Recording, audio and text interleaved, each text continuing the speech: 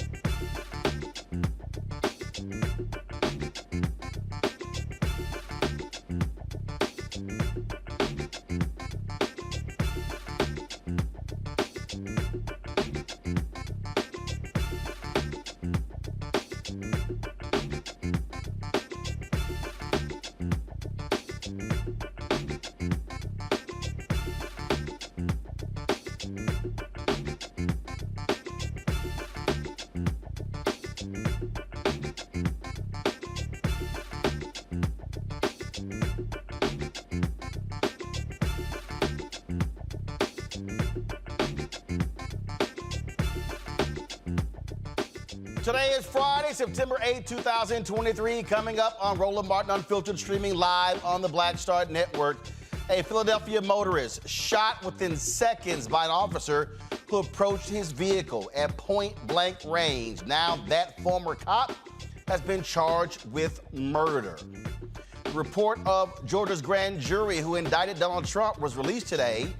They said Senator Lindsay Graham of South Carolina and former National Security Advisor Michael Flynn and 21 others should have been charged for election fraud. What you got to now say, Lindsay? A black Oklahoma newspaper says Superintendent Ryan Walters, actually a black digital site, the Black Wall Street Times, says that Superintendent Ryan Walters has banned them from reporting on them. The managing editor of the Black Wall Street Times will be here to tell us what the hell is going on there. Plus, a black man, a veteran, tells Florida Governor Ron DeSantis he had a hand in Jacksonville's recent racist mass shooting. Ooh, Ron was not happy, y'all. He clapped back at his heat exchange, and they removed the brother. I thought y'all liked free speech. It's also been 16 months since a small majority black town avoided being taken over by the state's comptroller. Tonight, we'll have an update on what's happening in Mason, Tennessee. And today is World Suicide Prevention Day. A mental wellness expert will explain why the black youth suicide rate has more than doubled in recent years. It is time to bring the funk on Roland Martin Unfiltered on the Black Star Network. Let's go. He's got it. Whatever the biz, he's on it. Whatever it is, he's got the scoop, the fact, the find. And when it breaks, he's right on time and it's rolling. Best believe he's knowing. Putting it down for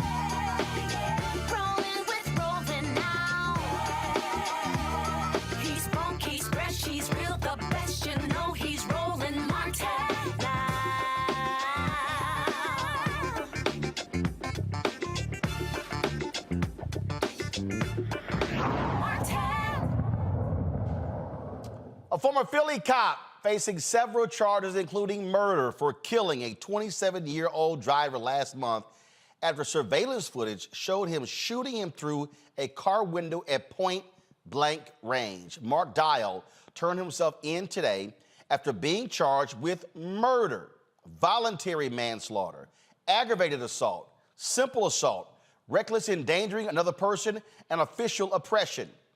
Dial fatally shot motorist Eddie Irizarry through his car window in North Philadelphia on August 14th, seconds after getting out of the patrol car. Police have released body cam footage of the incident. Now, I want to warn you, the video you're about to see is extremely disturbing. And so we're going to give you about 10 seconds if you want to turn away, if you don't want to watch this video. Because, again, this is, stuff that we show all the time. And we do this because we don't want you to ignore the reality of what these cops are doing. Watch this.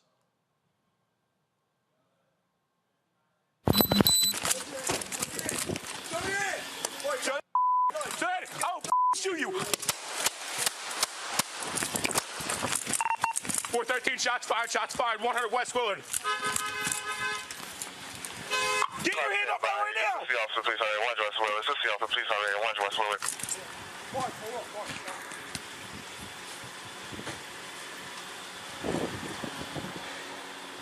Move the car. Mark, move the car. All right. All right, 413. Get those cars, please, 100 Willard. All right, first car location with condition. Give them the 8.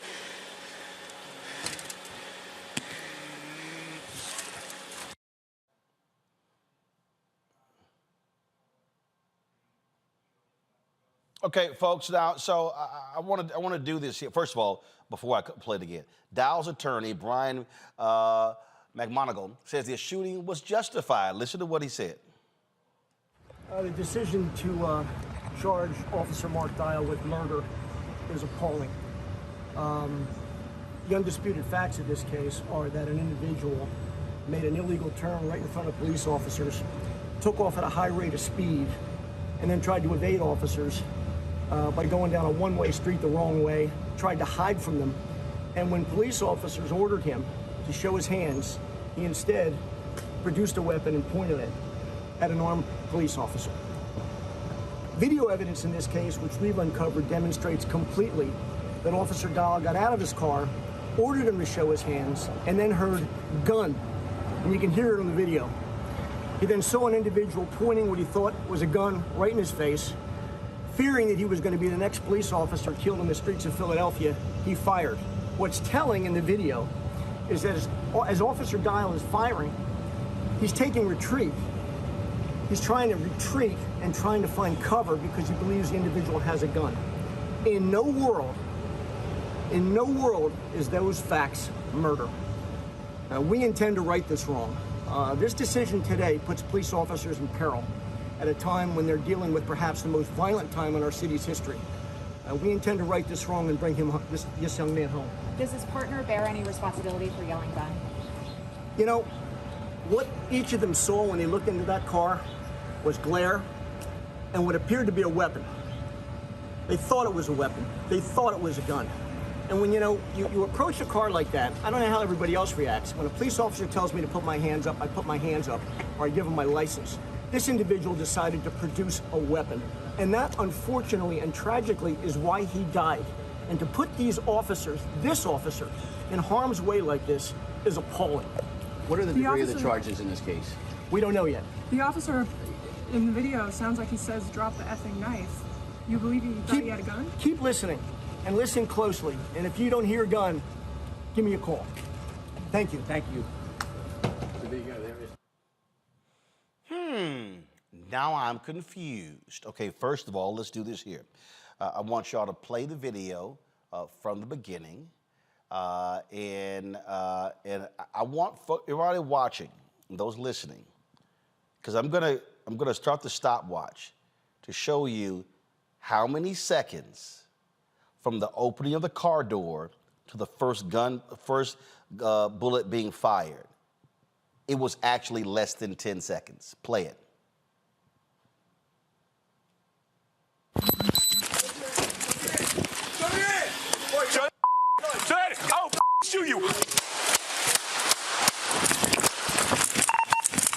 shots fired, 100 West Willard. Okay, come on. Get your hand up right now. All right. Folks, 6.64 seconds. That officer made a judgment in 6.64 seconds. Now, you heard the attorney sit there and say, oh, gun. Go to my iPad. This is the story from Philly.com. It says the day of the crime, police said that Irizarry had lunged at Dial while holding a knife, leading the officer to fire his gun. But video later showed him say that he had been sitting in his car with a knife in his hand when Dial opened fire just seconds after arriving on the scene. Now, I want you to play the video again.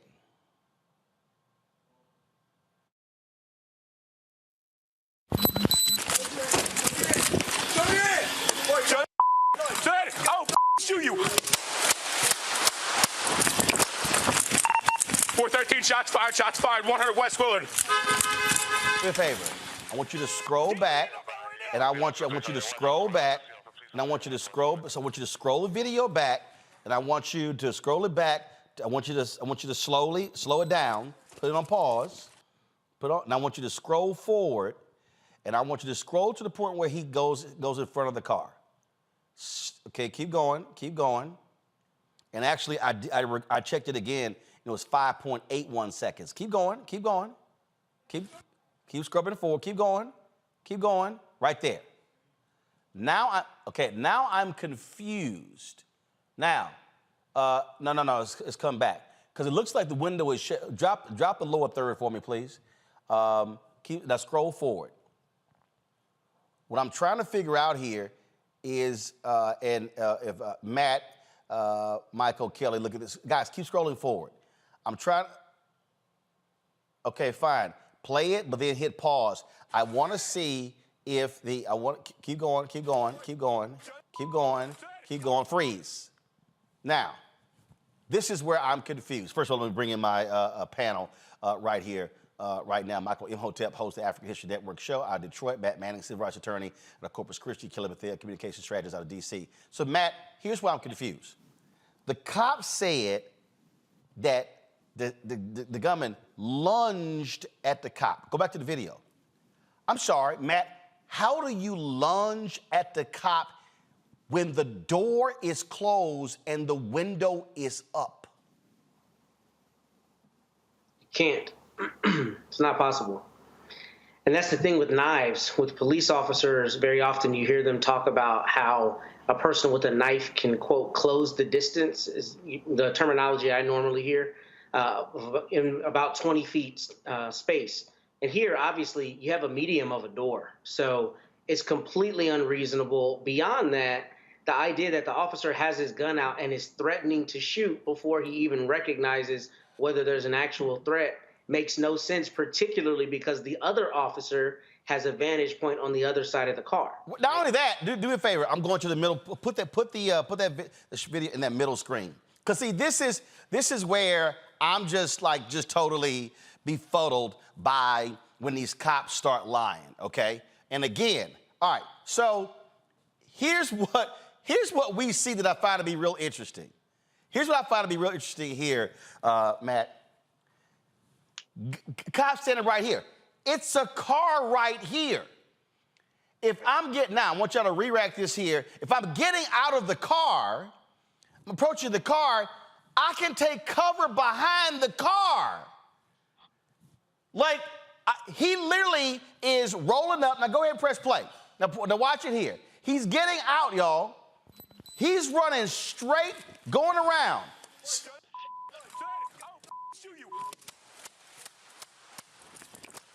Again, so they want us to believe that this attorney say that was somehow justified?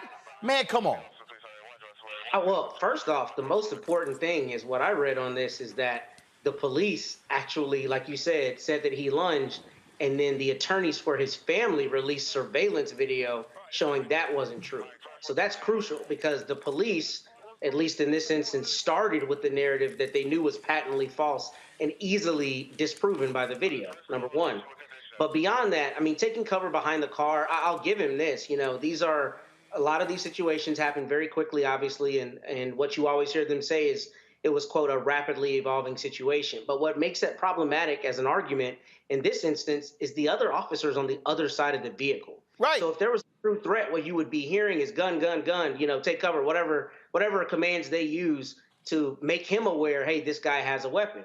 You don't hear that, which makes it very hard to imagine that, in fact, that officer on the other side who has a better vantage point did not see that weapon. And it sounds more like this officer just went and had a hair trigger and pulled. And the real problem is it's coupled with his statement, I'm going to effing shoot you, right? I mean, if he ran up and said, hey, put it down and shot him, then I think it'd be an easier argument that he was truly in fear of his life and safety. But here he's coming out, he's communicating a threat. He's seeing what a reasonable officer on the other side of the vehicle who's on the scene does not see as a threat.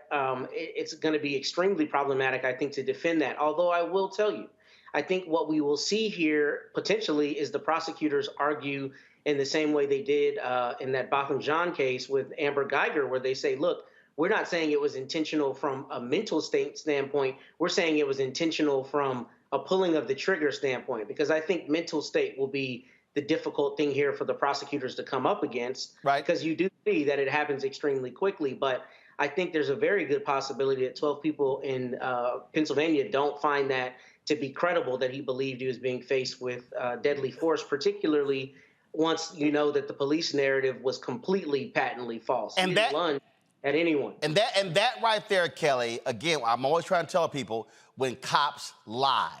So here's the whole deal. So you've now got his attorney going, oh, the guy had a gun. Play that again. You can hear them say, gun, gun, gun. The cops, when they were interviewed on the scene, now freeze it again, freeze it right here, freeze it right here, freeze it. Now here's what's crazy. So again, Kelly, if I know prosecutors are going to do this here. His car, this is the guy's car right here. Okay, it's a car right here. The cop's car is over here. My man is basically boxed in. He can't go anywhere. So if you're this officer, and then this is where, now remember, we saw this happen in Minnesota, some other cases, where they talked about police training and protocol. If you're this cop, you're telling me you don't stand over here at a distance and yell at him, heck, get out of the car? No, he literally, press play, he literally runs around here, runs right here, and puts the gun probably 3 feet from the window, fire shots. Yeah, it's not supposed to make sense because it doesn't. I think that the lawyers themselves are just kind of, running in circles trying to, give their client the best defense that they think possible. But in doing so, they are blatantly lying according to what we are seeing right now on this tape. And in all honesty, I just feel like it's par for the course when it comes to stories like this, where they want you to distrust what you see. They want you to distrust your own instinct and your own eyesight. They want you to just believe whatever they say because they think because of whether it's because it's a cop or it's because of a lawyer, pedigree, whatever, that they are more trustworthy than what you are actually seeing. I'm of the mindset that you are not going to pee on my leg and tell me that it's raining. He was boxed in. For all intents and purposes, at that point, he can't go anywhere. He's kind of under arrest. I mean, Matt, correct me if I'm wrong. Like, he can't go anywhere.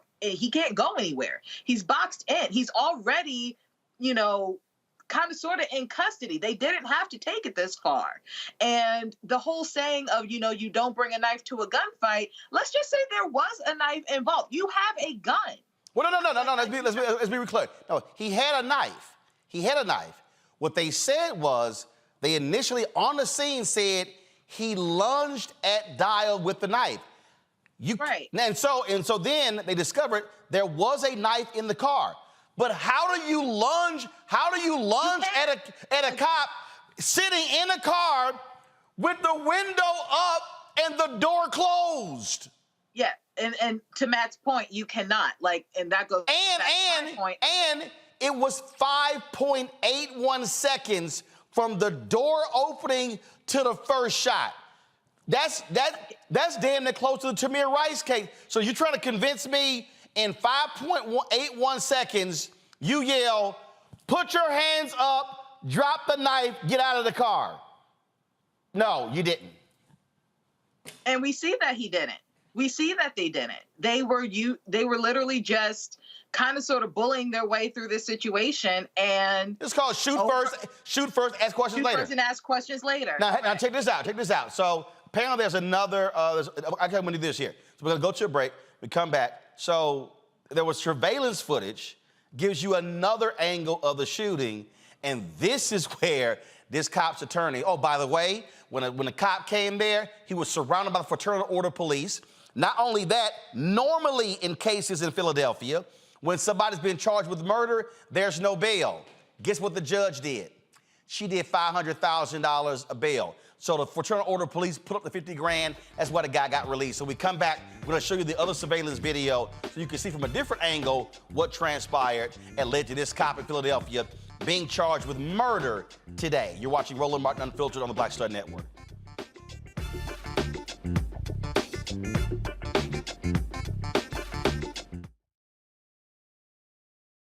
On the next Get Wealthy with me, Deborah Owens, America's Wealth Coach, Black women are starting businesses at the fastest rate than any other segment. However, finding the funding to build them is challenging. On our next Get Wealthy, we're going to talk with author Catherine Finney, who wrote the book, Build the Damn Thing. And she's going to be sharing exactly what we need to do to achieve success in spite of the odds. As an entrepreneur of color, it's first, building your personal advisory board. I think that's one of the things that's helped me the most. The personal advisory board of the people who are in the business of you personally, and want to see you succeed. That's right here on Get Wealthy, only on Black Star Network. On his first day in office, with the country in crisis, President Biden got to work for us. Cutting Black child poverty in half, more money for Black entrepreneurs, millions of new, good-paying jobs. He's lowered the cost of living and prescription drugs. But there's more to do. He gets it because we all deserve dignity, safety, respect, and a chance to do more than just get by, but to get ahead. I'm Joe Biden, and I approve this message. Next, right here on The Frequency, the woman they call the Gifted Eye, hip-hop celebrity photographer Coy Soldier. She's the master storyteller that captured the history of hip-hop through the lens of her camera. Tupac comes out, the next thing you know, you didn't know who they were at first. You just seen all these dudes just come rushing the stage. Then you realize Biggie gets a bottle of champagne, he pops it open, sprays it on the crowd, he drinks the bottle. Coy Soldier, the hip-hop celebrity photographer, joining me right here on the next episode of The Frequency on the Black Star Network. Hi, I'm Jo Marie Payton, voice of Sugar Mama on Disney's Louder and Prouder Disney Plus, and I'm with Roland Martin on Unfiltered.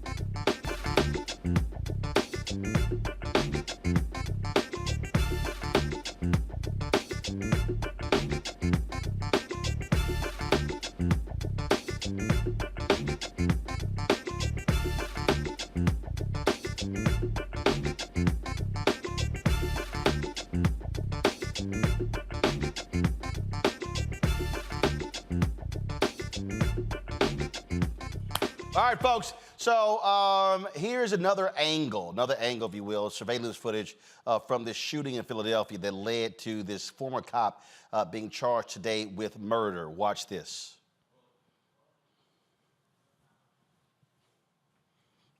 See the guy, he pulls over. So then he backs up. So you see, car behind him, car on his side. He can't even open the door. Cop pulls up, gets out, runs around, gun pointed directly at him, boom, starts firing.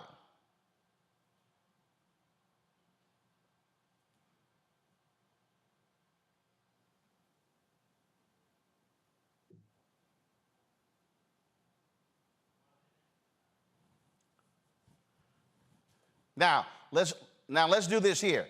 Let's start this from the top. Then I'm gonna tell you when to start and stop it. All right, so let's start it over again. All right, so again, logic, I'm trying to understand logic, okay? So the guy pulls up. So he's gonna back up. Again, car's right here, car's behind him. Cone here, car's in front. They pull up, they get out. Freeze. Guys, okay, it's too slow. So here's the old deal. So he walks over. Now understand, the other cop is standing right here, y'all. He's standing right here. This guy comes around and he literally, back it up about 5 seconds, if you can, just scroll it back 5 seconds, and then you're gonna see he literally puts the gun almost at press play. He puts the gun almost against the window. Like you're sitting here, now freeze. So he's coming around, holding his gun out, now press play. He's gonna go right up to the car, boom, starts firing. He runs back on the other side. He runs on his freeze. The dial literally is now standing on the opposite side of the police car. His partner is standing here. Now press play. His partner is going to come around here, dials down on the other side of the car. Michael Imhotep, that makes literally no sense. Yeah, it's a number of things wrong here, and they got caught in the lie, it appears, Roland. First of all, watching the police cruiser pull up on the side of the Toyota Camry, I don't understand, because there was a vehicle behind that Toyota, I don't know why they didn't pull in front on the angle to box that car in. So you mean right here? So what you're saying is when they pull up, here they come, you would think they would have pulled up right here to block them in. To box it in, then go on the other side of your police cruiser, use your police cruiser as a shield. If you're going to pull out your gun then. One of the officers runs right up to the driver's side and then fires the gun. And they come in so quickly. Now, in the video, it appears that I think it was the passenger side window was partially cracked, but it looks like the driver's side window was all the way up. Yeah, so, no. Both of them were all. So pull up the dash cam video. So what you're gonna see is this side, this right here. This one is partially up. Okay. That's passenger side. Passenger side partially up, but the other side, windows all the way up. But again, driver side. This is why. Remember what often happens when, and Matt knows as well, but Michael, remember when they have these rules in many of these places where the cops don't have to do interviews immediately on the scene. They can talk 30, 60 days later. They can look at dash cam video and they get interviewed. When this shooting happened, they said he lunged at the cop with a knife. Now, all of a sudden, the attorney is like, oh my God, that was a weapon. That was a gun. You can hear them yell gun. So let's do this here, Michael. I'm gonna play this. Let's listen, and then let's see if y'all hear gun, because I didn't quite hear it. So pull the dash cam video and let's press play.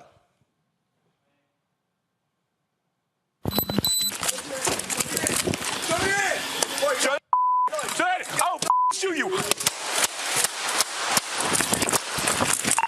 413, shots fired, 100 West Willard.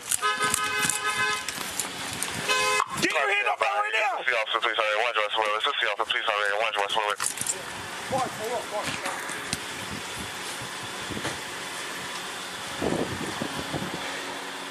Who's the Mark, move the car. All right. All right, 2413. Get those cars, please. 100 Willard. All right, first car location with condition. Give them the 8.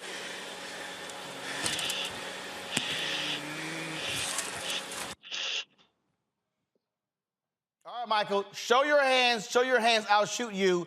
I didn't hear gun at all in that video. Now, not only did I not hear gun, I didn't see Eddie, I didn't see him lunge at the officer with a knife either. So there's a number of things wrong here. And the other thing is that the driver's side window appears to be all the way up, okay? I'm not certain that Eddie even heard the commands from the officer. And if he did hear the commands, they swooped on him so quickly, you have to give the person adequate time to respond to the commands, okay? So they get caught in the lie, okay, number one. Number two, also, Philadelphia District Attorney Larry Krasner said that 6 shots were fired at Eddie as well. Right. All right. Now, 2 knives were found inside the vehicle. I'm reading from the article from the New York Times. Investigators found 2 knives in Mr. Irizarry's car. Now, there's nothing saying that they found a gun in his car. So now here's the thing, Matt. Again, if you're coming around and you're going, put your hands up, get out of the car, you're waiting for them to respond. So I didn't time it in terms of when he came around the car. I started the stopwatch from when he opened the door to the first shot fired. It was 5.81 seconds. Yeah, I hear that. Here's the thing, Roland. You know, I need to change my analysis a little bit. So in full candor, the fact that they're coming behind him and he whips into a space and they pull up in front of him, I mean, I do understand, honestly, from a legal perspective, that it's at least going to create the impression that this was a heightened situation, right? So when you see the video from that perspective, that does lend some credence to the idea that something had happened before that caused them to be pursuing him. Now, apparently he was driving erratically, and then he pulled in front of the cops. That was the cause. And that's important. I mean, because if we're going to analyze these honestly, then we have to recognize that that is something that would put the police on high alert. However, getting out of the vehicle and shooting as quickly as he did, I don't know that that's also necessarily legally problematic if you can show a jury that there was a credible, reasonable belief that you were being faced with deadly force, at least under Texas law. The reason I think that fails here is because that other officer on the other side, unless he's screaming gun, screaming threat, screaming whatever, then what you have is somebody who's coming up and who is manifesting an intent to use that weapon. So how about so hold on one second. So I want y'all to do this here. Go back to the body cam video, and I want us now to listen. We're going to do this. We're going to listen. How many voices do we hear? And then we're going to come back to you, Matt. Because I think until after the shooting, we don't hear the second cop until after the shooting. Press play.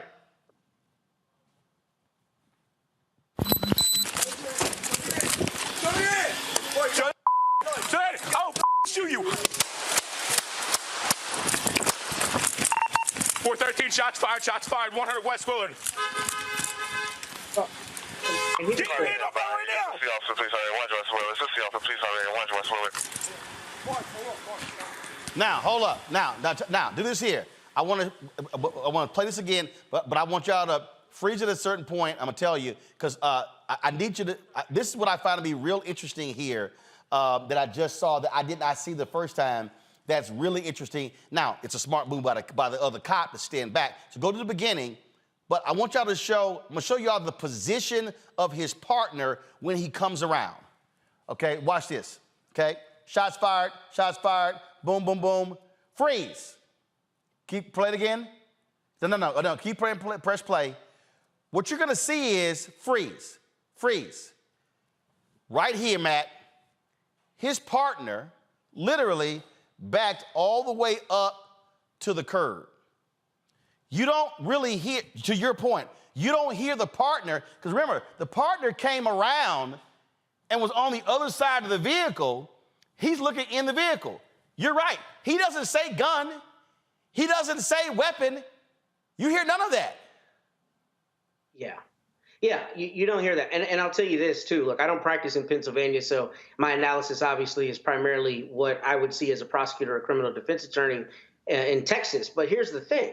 If he's really credibly faced with a threat, he would not be advancing toward where that threat is.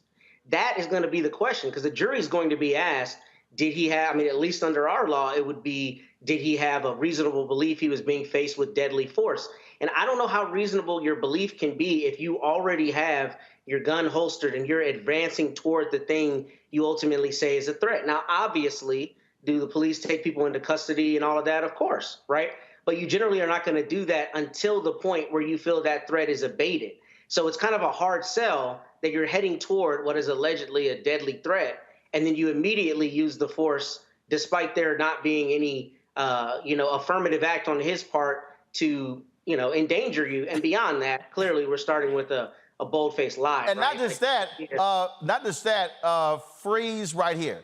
Freeze right. Actually, do this here. I'm do the surveillance video because I think, first of all, it gives you, it's much further back. Here's what's crazy here, Kelly. Again, same thing. If you're facing a so-called threat, watch his reaction. Watch his reaction. He basically sort of like jumps back and starts firing. Watch this. You're going to see him come around. Boom, boom, boom, boom. Hit, calm. Step right up. So again, this is sort of what sort of I see here, Kelly. He comes around, he's yelling, and when he gets here, then he sees a knife in the guy's hand, and he just all of a sudden, then he starts firing. He got that close. So to Matt's point, if it was a threat, dude, come on. You literally are damn near about to open the door. Kelly? Yes, I understand. There's simply no excuse for this as far as I'm concerned. As somebody who's not practicing and just looking at this as a concerned citizen and someone who has seen far too many of these police brutality videos, I'm just tired of the excuses. Like, it doesn't make sense to me that even if there are exigent circumstances, even if they are in hot pursuit, even if you have every type of loophole at your disposal to make this somewhat right, the fact of the matter is his door was closed, the window was up, and from the angles of these videos and from the body cam footage, there was not an immediate threat to this cop's life, and therefore he should not have used lethal force against this young man. That is all I'm seeing. That is the only analysis that makes sense to me at this juncture. It is exhausting to me that we have to keep analyzing videos like this, because to me, even though I am not judge, jury, executioner, it still looks clear that he was in the wrong. Now, I also realized, Matt, brought in a good point. I'm going to bring in another. Pennsylvania is still under heavy watch regarding the guy who escaped prison. So maybe everybody is on pins and needles regarding crime altogether in that jurisdiction. Even still, that to me would say that you would use even more precaution when you are facing other possible offenders. And that isn't even taking place here. Right. So any excuse that they can come up with isn't going to fly here, because they worked against the excuse that they could have possibly used. And here's just wrong. And here's the thing that cracks me up here, Michael. First of all, the audio, it says the audio doesn't come on the body cam footage until the officer presses record. Dial's partner, his audio to his body-worn footage was not turned on. So now the cops are saying, oh, his partner yelled gun, but there's no audio of his partner yelling gun because his partner didn't turn his body camera on. And again, when you look at now, and here's the deal, because remember Matt talked about what happened before. This is what the Philadelphia Inquirer says. Dial and his partner, officers with the 24th Police District, encountered Irizarry just before 12:30 p.m. on August 14th near B and Westmoreland Streets, North Philadelphia. They said they saw him driving erratically and followed him south for a few blocks until Irizarry turned the wrong way onto the 100 block of East Willard Street. They put up next to him.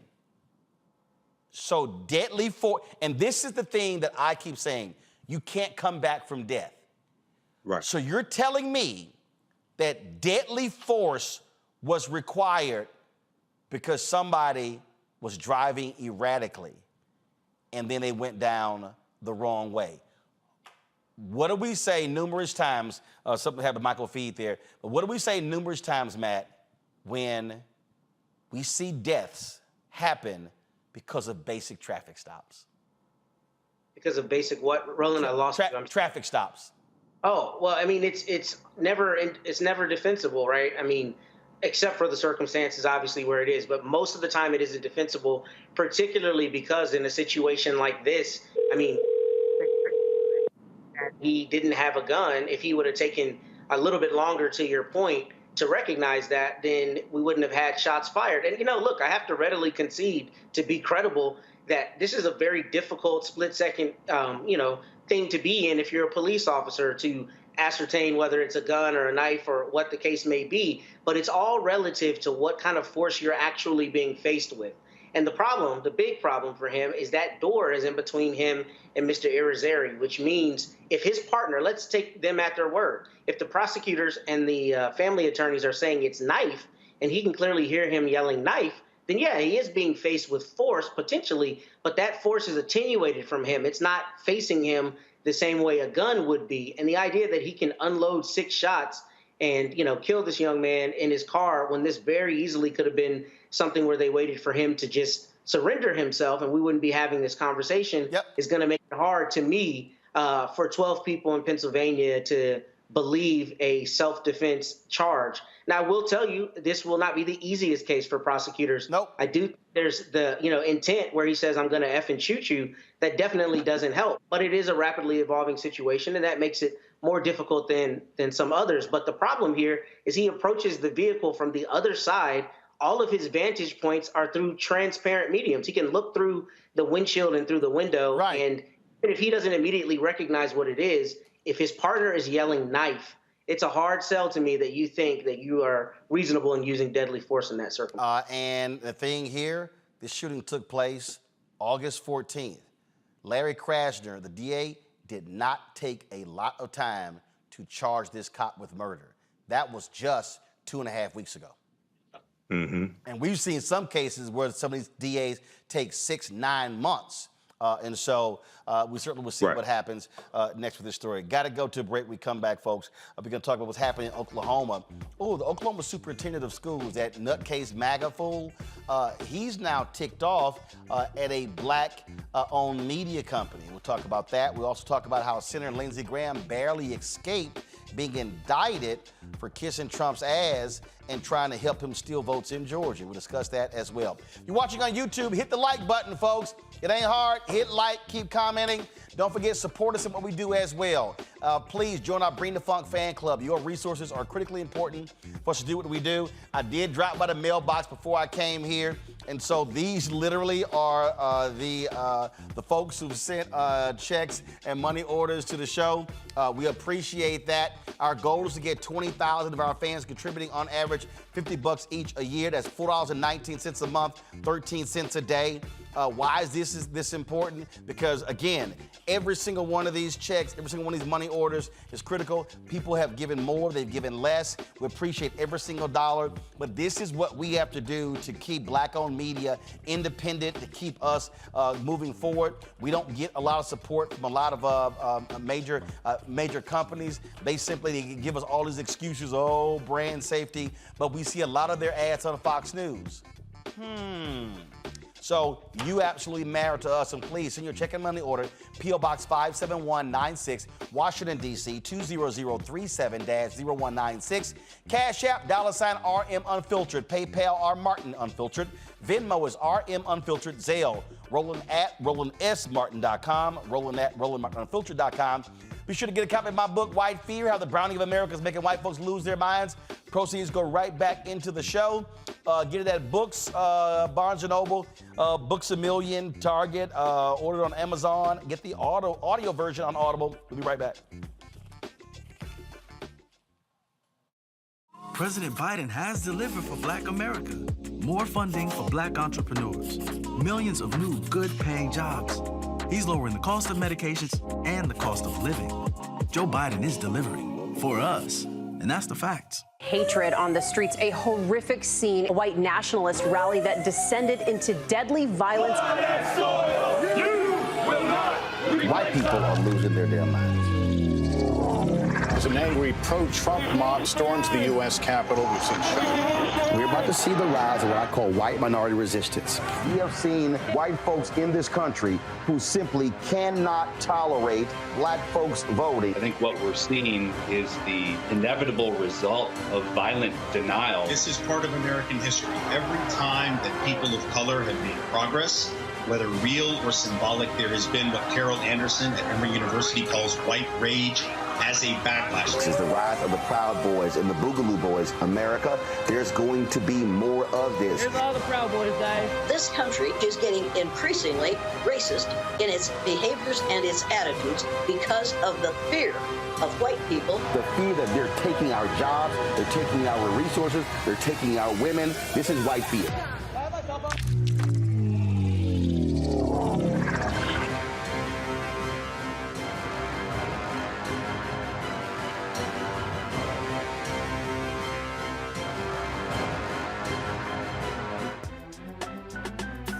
I'm Faraji Muhammad, live from LA. And this is The Culture. The Culture is a two-way conversation. You and me. We talk about the stories, politics, the good, the bad, and the downright ugly. So join our community every day at 3 p.m. Eastern and let your voice be heard. Hey, we're all in this together. So let's talk about it and see what kind of trouble we can get into. It's The Culture, weekdays at 3, only on the Black Star Network. Hello, I'm Paula J. Parker. Truly proud on the Proud Family. I am Tommy Davidson. I play Oscar on Proud Family, Louder and Proud. Hi, I'm Jo Marie Payton, voice of Sugar Mama on Disney's Louder and Prouder, Disney Plus. And I'm with Roland Martin on Unfiltered.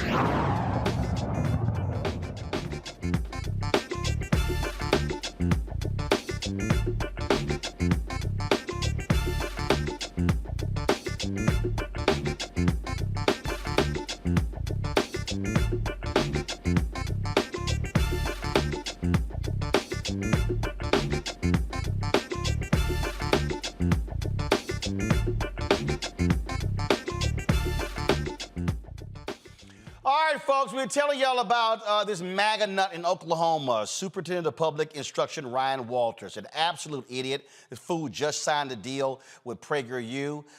He wants to diminish the telling of black history. Now, apparently, he has a segregated media policy. Black Wall Street Times reporters say they have been banned from taking interviews as of Wednesday. Joining me now from Tulsa, the managing editor of Black Wall Street Times, Dion Osborne. Dion, glad to have you here. All right, what the hell's going on? What happened? Well, first of all, thank you so much for having me. I appreciate it. This all started from a request I made for a simple interview. Ryan Walters is trying to bring PragerU, the fake educational curriculum that is really just right-wing propaganda, into Oklahoma. And so I reached out to his communications director asking for an interview.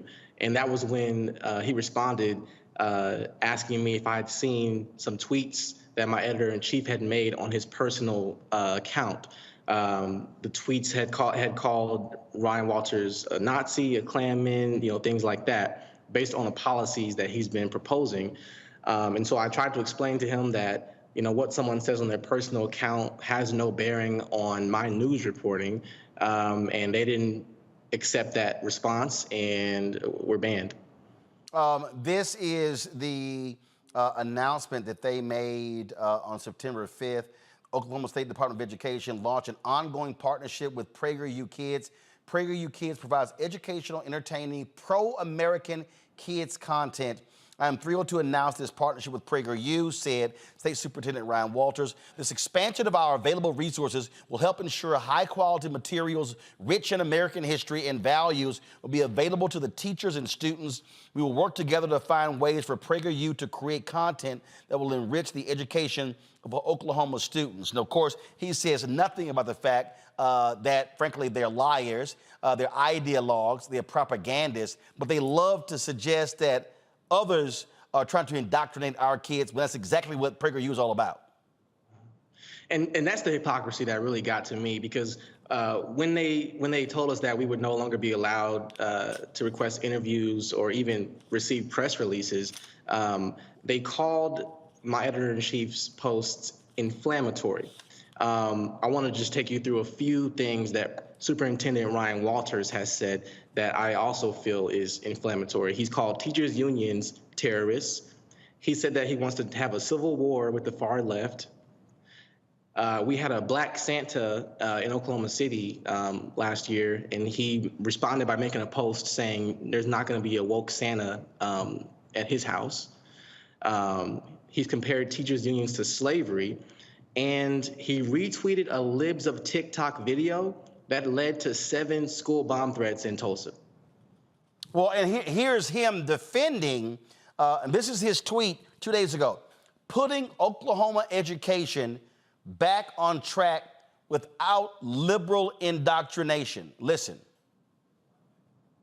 Yesterday, Oklahoma's partnership with PragerU, and I wanted to say a little bit more about it today. What this means is classrooms across the state will have better access to great resources to teach their kids American history.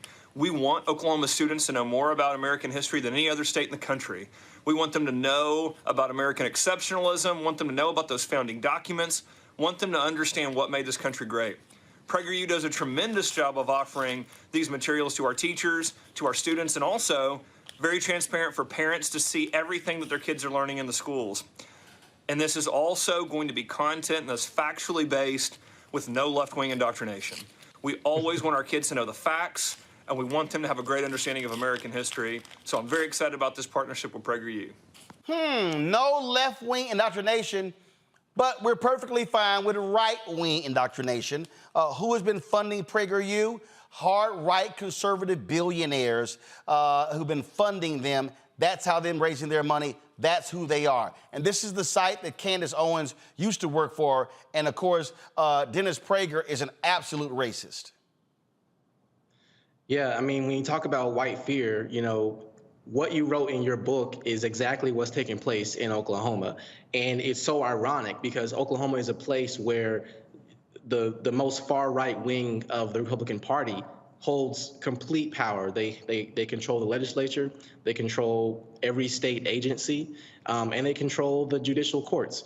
And so this idea that they have to fight against the far left indoctrination is really just a mask for them wanting to ensure that new generations continue to be indoctrinated by, you know, their white supremacist ideas. Again, it just shows exactly who they are. And so what's next for Black Wall Street Times? So we're going to keep doing what we've been doing. This doesn't change a lot. It's not like we were first in line for interviews with Ryan Walters in the first place. At the last state school board meeting, actually, one of our journalists, a Black woman, the police was called on her. She was doing a live in the hallway updating the community about the meeting, and they called the police on her. And so this just is another layer adding to the way that they respond to Black journalists. We are looking into all legal options. We're definitely having some conversations with some groups to get advice, but we're just gonna, you know, just keep writing. All right, then. Deon, we sort of appreciate it, man. Thanks a lot. Thank you. Well, what we're seeing here with this embracing of PragerU, Michael, is, again, all about the hard right. This is what they are all about. Florida, they've been using PragerU kids. Now we're seeing Oklahoma. Don't be shocked when Texas goes there as well. This is these people these people, they want to load up as much right-wing propaganda in our schools as possible. Absolutely. While they attack the teaching of African American history, suppress the teaching of African American history, ban the advanced placement African American studies class in Florida. You have Arkansas that's under Governor Sarah Huckabee Sanders. You have Arkansas now following suit as well, where they're not going to offer it as a credited class in high schools. And this is a continuation of these culture wars that Donald Trump helped unleash. Okay, even before Christopher Rufo put out his tweets in March of 2015, talking about how they wanted to rebrand the term critical race theory, okay, and use it as an umbrella term to put everything that basically white people don't like about race under this one term. When Donald Trump signed his executive order in September 2020, banning the teaching of critical race theory, and when it came to training at the federal level, federal employees, that's what precipitated this, okay? And then you had the attack on the 1619 Project that Donald Trump also led. One of the problems that I've seen, and this is why we cannot put our faith into the Democratic Party. We have to use them as a tool, but we can't rely upon them as an agenda. I think people were too late in responding to this anti-critical race theory weaponization. This was an orchestrated, well-financed propaganda campaign coming from the right, and we didn't have something that was well-financed, well-planned to fight against it.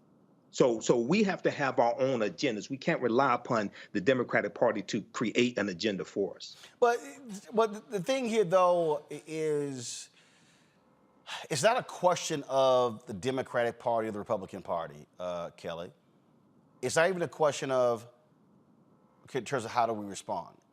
When they initially started this whole thing, I said I felt that the response to the attacks on critical race theory, I thought they were wrong. Here's what I mean. What I mean is when you start playing on somebody else's turf, you now are trying to counter their narrative as opposed to really what the whole intent was. Christopher Rufo said it. Their intent was to put anything and everything dealing with race, DEI, whatever, all under the one banner. So in the minds of these white conservatives, the moment you say something, CRT. Right. So what happened? The attack on woke, then you had CRT, all these things begin to converge. What did they do? They were using media. That's all this is. What PragerU, and I'm gonna find it in a second, because the New York Times did a big story on them, and people need to understand who these people really are. They literally said, we need to create a digital media company where we can go after the hearts and minds of young people. It's on their website. Here it is right here. Nope, I got it right here. This is January 4th, 2020 in the New York Times. Right-wing views for Generation Z, 5 minutes at a time. Kelly, people, and I remember talking about this story. And mind you, this is long before attacks on critical race theory. And so in this story, it lays out what their strategy was. It lays out Dennis Prager, who's a conservative radio talk show host. And what did he do? He went out and he got, they started with $7 million from two billionaires in Texas. They raised $22 million the first year, $25 million the second year. And you see right here, PragerU's 5-minute ideas videos have become an indispensable propaganda device for the right. The Southern Poverty Law Center warned on his blog, citing videos like Blacks in Power Don't Empower Blacks, hosted by Wall Street Journal columnist Jason Riley, who is black.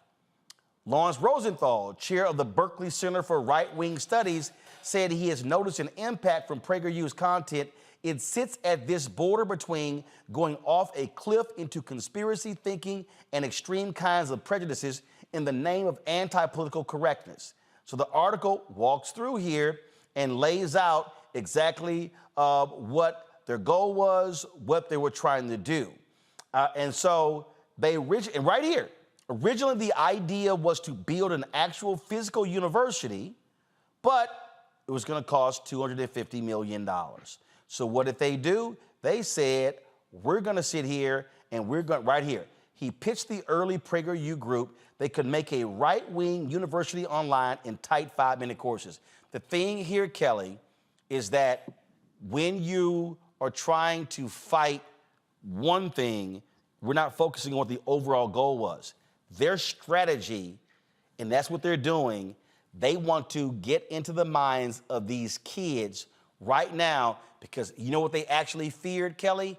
They feared the reaction of white kids to the death of George Floyd and Black Lives Matter. And they said, oh, hell no, we cannot have this. And this has been my issue when it comes to any type of progressive left-wing media outreach and the like, because far too often, especially since George Floyd, all I have seen by and large has been a tendency to see the tree and not the forest, which is what you just outlined for us just now. The forest has been there, but we're just focused on the tree being people misusing and exploiting critical race theory, the phrase of woke and other hashtags and bylines that have been misconstrued, conflated, and the like. That's the tree. But the forest, the purpose of all of this is to indoctrinate. It is to combat the fear, or have an answer to the fear, rather, that white conservative racists have regarding their own children, regarding the next generation, because they realize that they're wrong. But they can't teach their children that they're wrong. They have to package it in such a way that makes them look good. And they are masterminds at that through PragerU, through the legislation that we've seen, through the policies that we've seen in the last couple years. They are really good at taking insidious, dangerous rhetoric and packaging it in such a way that makes you feel like you need to know this, that you need to feel this in order to be validated as an American citizen. And that's simply not the case. But left-wing progressive media needs to take a note out of that and actually see the forest, not the tree. The purpose is to get the next generation on the right track. And right now, it's a slippery slope regarding these children, regarding this next generation, to getting onto the wrong one because the misinformation is packaged so well. Meanwhile, the truth isn't being really packaged at all. Well, the thing here, and Matt, I'm control room, please look at my note in our chat, and I want y'all to find this piece. This is not new, and it's how they want to use media. MLK talked about this in his Selma to Montgomery March speech, and we're going to play that in a second. But we have to understand what the strategy is. It's just like when Ron DeSantis, when they start talking about the changing of defining slavery in the school textbooks in Florida, all of these folks were, oh my God, this is wrong, this is not right. DeSantis like, wasn't me, that was the task force. Here's the mistake, how I see it, Matt. The mistake is when we're attacking this one thing, but not understanding what the overall strategy was. To attack DeSantis, you must attack all of his policies, not just this one with the schools. And you have to step back and go, hold up. Do I come in full bore, or do I say, wait a minute, hold up. How do I now respond to this in a much broader, more interesting way? That, to me, is the mistake that people are making. And what's happening here with PragerU, what should be happening in Oklahoma, you're sitting here dissecting lie, lie, lie, distortion, lie, lie, and then saying, is this what we're funding? See, so again, to me, it's being very smart about how do you attack what these folks are doing, because they are executing a very clear, defined game plan on multiple fronts. So I have three independent thoughts on this, and the first, to go along with what you're saying, is honestly the brilliance of the strategy behind it, even though it's insidious, and that is conflation, conflation, conflation. That's why you have single issue voters that, you know, right-wing people particularly have leveraged, who may have an issue with abortion but nothing else, voting against immigration policies that hurt their own families, or people voting against welfare policies which the greatest recipients of are white, right? The idea is you conflate everything and you make the enemy this idea of wokeness or critical race theory rather than each individual policy, to your point. And what I think is problematic in this instance is that we're honestly following along the lines of partisanship. This is less about partisanship and more about a commitment to the truth. I mean, even people who are Republicans should dislike the idea that someone repackages history in a way that's patently dishonest and then tries to indoctrinate kids. And what's ironic about that is generally you hear conservatives who push back against the government having any kind of involvement in indoctrinating or otherwise imposing beliefs on people, right? Except when they control it. Except when they control it, because allegedly that's a core tenet of, you know, conservatism, right? Leave me alone. Or libertarianism, really more specifically. But nonetheless, I think that that's ironic, and I think that that goes to the idea that this is less about the true policy and more about the appearance of things and the maintenance of whiteness, realistically. And beyond that, the thing I think is interesting about this situation, I had to look up the law because I wanted to be sure that I wasn't wrong. But I think this is actually patently unconstitutional. I'm glad Dion and his team are looking at this, because this is what's called viewpoint discrimination. And I'm sure you know this as a journalist, but the government cannot single out viewpoints that it disallows from being spoken or otherwise communicated. And that is precisely what Ryan Walters, a part of the government, is doing when he says, I don't like what this person is saying. I don't like their position on my policies. Therefore, I'm not going to allow them to come to press conferences or otherwise interview me. But anyone whose viewpoints are aligned with mine, I'll allow them to come. I mean, that's constitutional law 101, and the Supreme Court really does not like viewpoint discrimination. And this is going to be very hard to defend that in this circumstance. So I hope they file a lawsuit, because I think it will be very important for rooting out in this era that we see now, where our politicians and government are on social media for holding them to task. Because at the end of the day, you don't get to say, I don't like what the Black Wall Street, you know, journalists are saying, as opposed to journalists from any other outfit. You don't get to do that, and that is patently disallowed.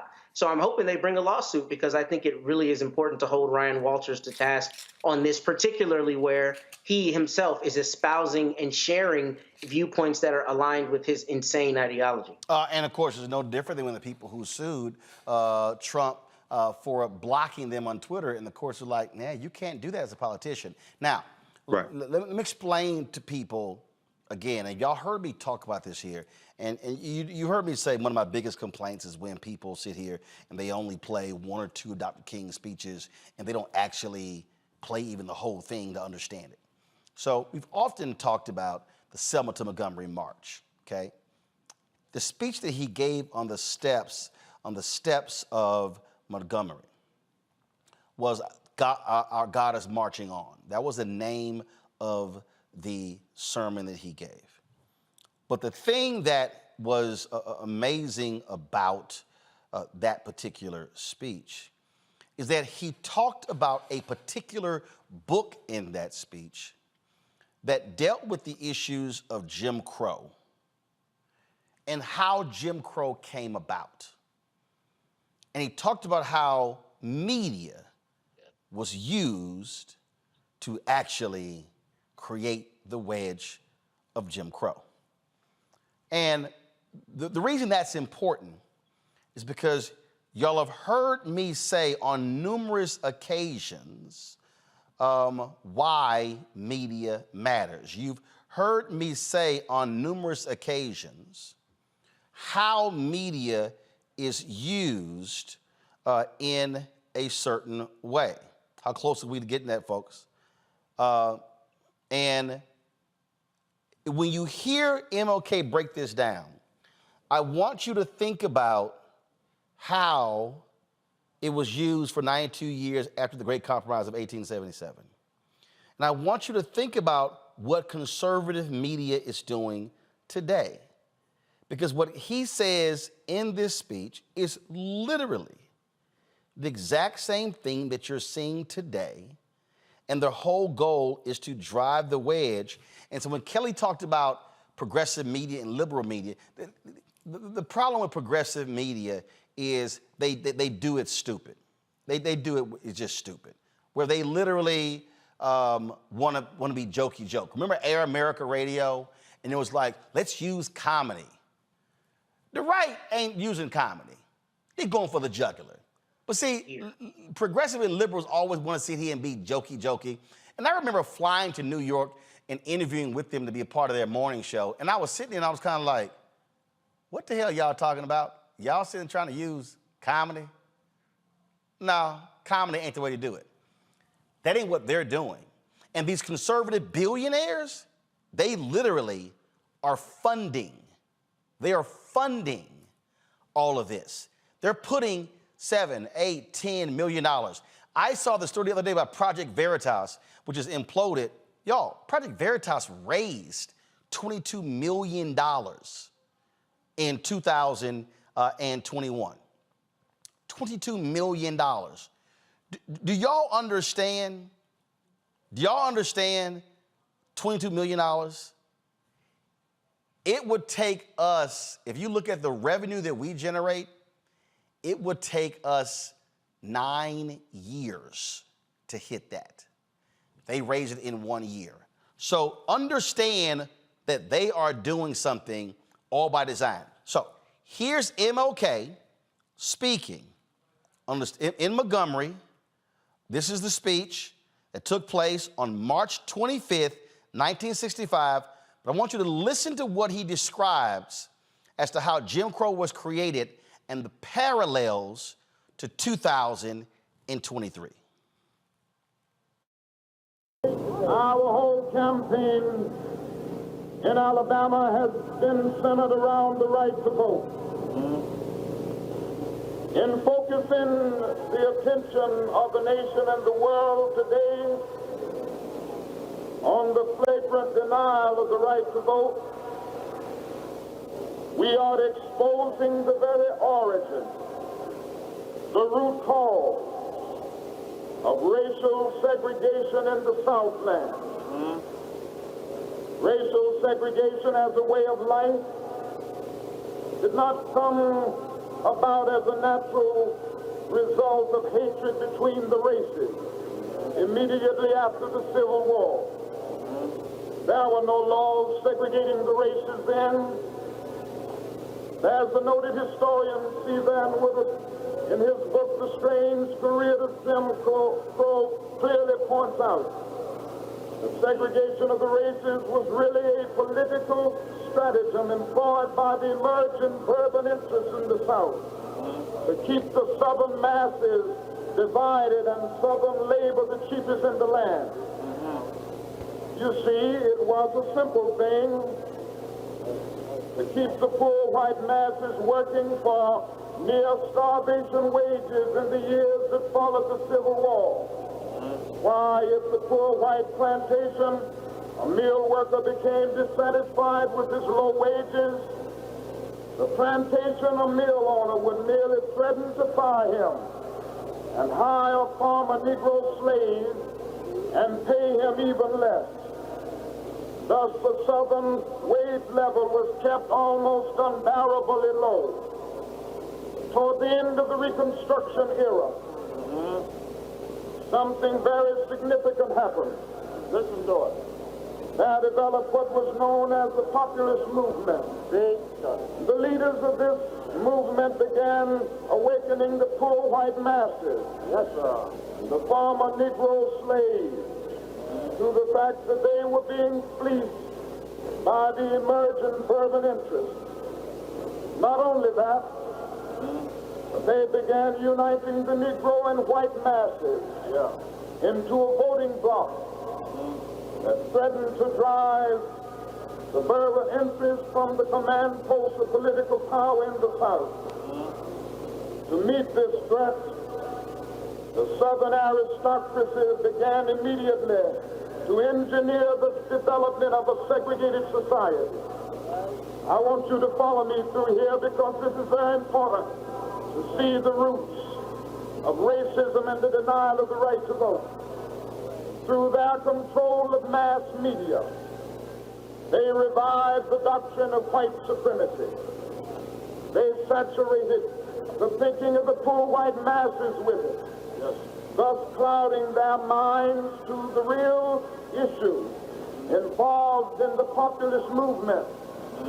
They then directed the placement on the books of the South of laws that made it a crime for Negroes and whites to come together as equals at any level.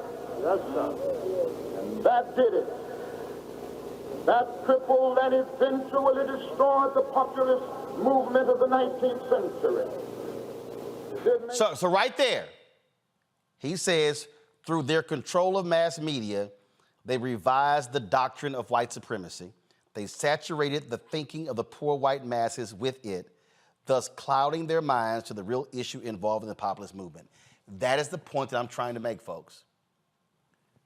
How they're using PragerU and the Daily Wire and the Daily Signal and Fox News and Conservative Talk Radio and all of these conservative media outlets, they are seeing what is going on. There's a reason why they are targeting early voting locations on college campuses. There's a reason why. Because their fear is that white kids, folks, this is why they hate the 1619 Project. This is why they hate all of these other efforts where you have the likes of folks telling the true story. This is why they are trying to toss out books by black authors and others. It is because white children in America have been taught a lie. And what they're angry about is that you now have new professors, new thinkers who are now creating new curriculums that challenge the lies that we've been told. And so the PragerUs of the world, they see what's going on. They're sitting here going, we cannot have white kids being told the truth about America. So therefore, we have to create systems that continue to perpetuate the lies that we have been told.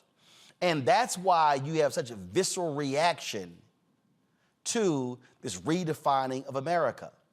It is because whiteness has defined education in America. Whiteness has defined how we have gotten our media. And what they're angry about is that folks like me no longer have to wait to be tapped on the shoulder by a white media executive in order to have a show or a network. And so what you're seeing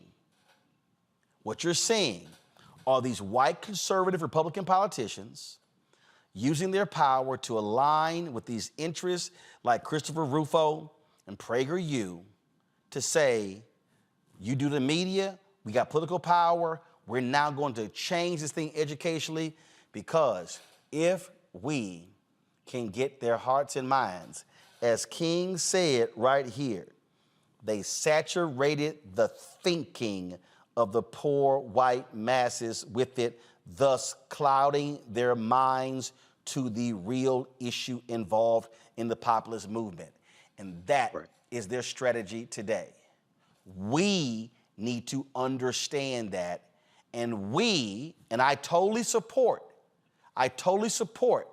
these folks in Florida, these black churches saying, we're gonna teach our own history. This ain't about us, y'all. They scared of their white kids and grandkids. actually learning. And that has to be our goal. Our goal has to be teaching them. Our goal has to be reaching them. And I know there's somebody black who's watching, man, we ain't got time to be worried about them. Y'all, they ain't freaking out by us. We've been this way since 1619. What they're scared of are radicalized white kids who start aligning with us on the issues just as they did during the populist movement. That's what it means when you begin to understand the greater focus, and that's what they're afraid of, because it's all white fear by the browning of America. I'll be right back on Roland Martin Unfiltered on the Black Star Network. When you talk about blackness and what happens in black culture, we're about covering these things that matter to us, speaking to our issues and concerns. This is a genuine people-powered movement. There's a lot of stuff that we're not getting. You get it, and you spread the word. We wish to plead our own cause. Too long have others spoken for us. We cannot tell our own story if we can't pay for it. This is about covering us. Invest in black-owned media. Your dollars matter. We don't have to keep asking them to cover our stuff. So please support us in what we do, folks. We want to hit 2,000 people, $50 this month, raise $100,000. We're behind 100,000, so we want to hit that. Y'all money makes this possible. Checks and money orders go to P.O. Box 57196, Washington, D.C. 20037-0196. The Cash App is $RM Unfiltered. PayPal is R Martin Unfiltered. Venmo is RM Unfiltered. Zelle is roland@rolandsmartin.com. On a next, A Balanced Life with me, Dr. Jackie, we're going to be talking about common sense. We think that people have it, know how to use it, but it is something that people often have to learn. The truth is, most of us are not born with it, and we need to teach common sense, embrace it, and give it to those who need it most, our kids. So I always tell teachers to listen out to what conversations the students are having about what they're getting from social media, and then let's get ahead of it and have the appropriate conversations with them. On a next, A Balanced Life with me, Dr. Jackie, here at Black Star Network.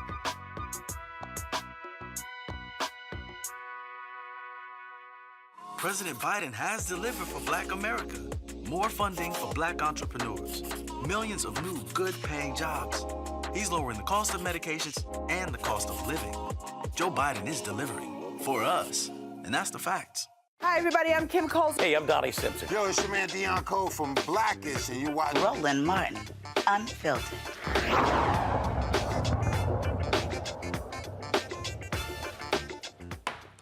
It's been about 16 months since the small black majority black town of Mason, Tennessee reached an agreement preventing the state comptroller Jason Munpower from taking over its finances. Mason, Tennessee is about 45 miles northeast of Memphis. According to the 2020 census, the population is 1,337. Former Mason Vice Mayor, Alderwoman Virginia Rivers is here to tell us what's going on there. Glad to have you back, Virginia. So what's happening? Are y'all back in control of your finances, or is the state still running your business? The state is still in control of our finances. They still, as of right now, far as the finance is concerned, we still have to get approval through them if we are paying a bill over $1,000 as of now. We are hopeful that when this, when our budget get approved through them, that we will be released. That's what we're hoping for. So, but how are the residents responding? Are people still upset that y'all are not in full control of your money? I don't think so. It's different. It's different. People have different views, different feelings about things. So it's hard to say how some are feeling. You still got those that are concerned, those that do care, and you got those that don't care, and those are just sitting and looking. So who makes a decision to return power to y'all, and have they yet given y'all any indication when that's going to happen? The comptroller does. They once they like I said, we just finished up our 2023 audit and his end to them. And once the audit get approved, we'll be starting our 2024 budget audit. I'm sorry. We already started the budget. And once this is approved through them, then we're looking forward to hopefully their releasing control of our finance. All right, then. And is there anything else that you still want people to be able to do to help y'all? Basically, just keep basically lifting us up in prayer, because we're still going through a struggle because of the things that have occurred. They're always trying to come up with a way to get what they wanted from the beginning. Because right now, we got to get a director for our water system, our wastewater. We have an interim director, but we have to get a director, and we're supposed to have had one by August the 15th, which they extended to the 1st of this month, September the 1st. So by September the 24th, we will have to know for sure, or not the 24th, I backed it up, it's the 26th, that we will probably have to go to Nashville. They have sent a letter summoning the mayor and the board of aldermen to Nashville because of our failure to have a interim director in place. But we're still working on it. And hopefully before then, we will have everything in place. All right. Well, Virginia, we surely appreciate the update. Thanks a bunch. Good luck. We thank you. Basically, and I would like to say this, I would like the people to know I'm still appreciative of all the calls and their concern for Mason, because Mason is still struggling, not as far as our debts, all that's been paid. What we're up against now is they're coming at us another way to try to still take our waterways. But again, we will try to come through.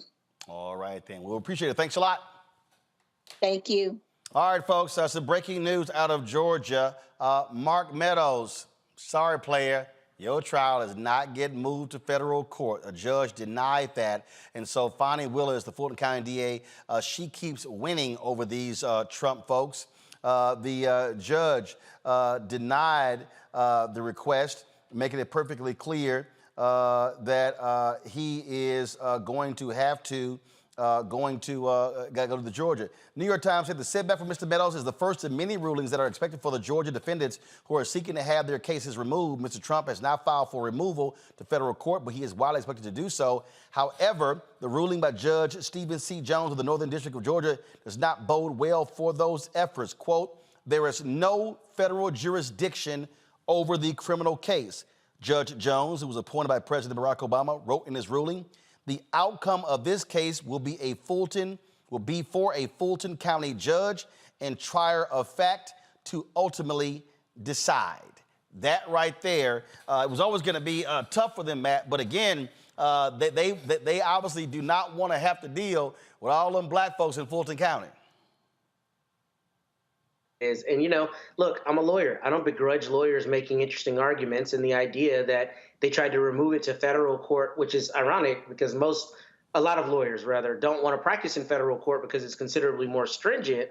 But the idea that they tried to move it to basically say this is a federal question because it concerns how they were acting in positions, under federal color of law is interesting. But I expected this ruling, and I'm glad that this ruling was sent down, and I'm wondering what the 11th Circuit, which is the circuit over Georgia, will do. But I suspect they'll say, look, this is why we have federalism.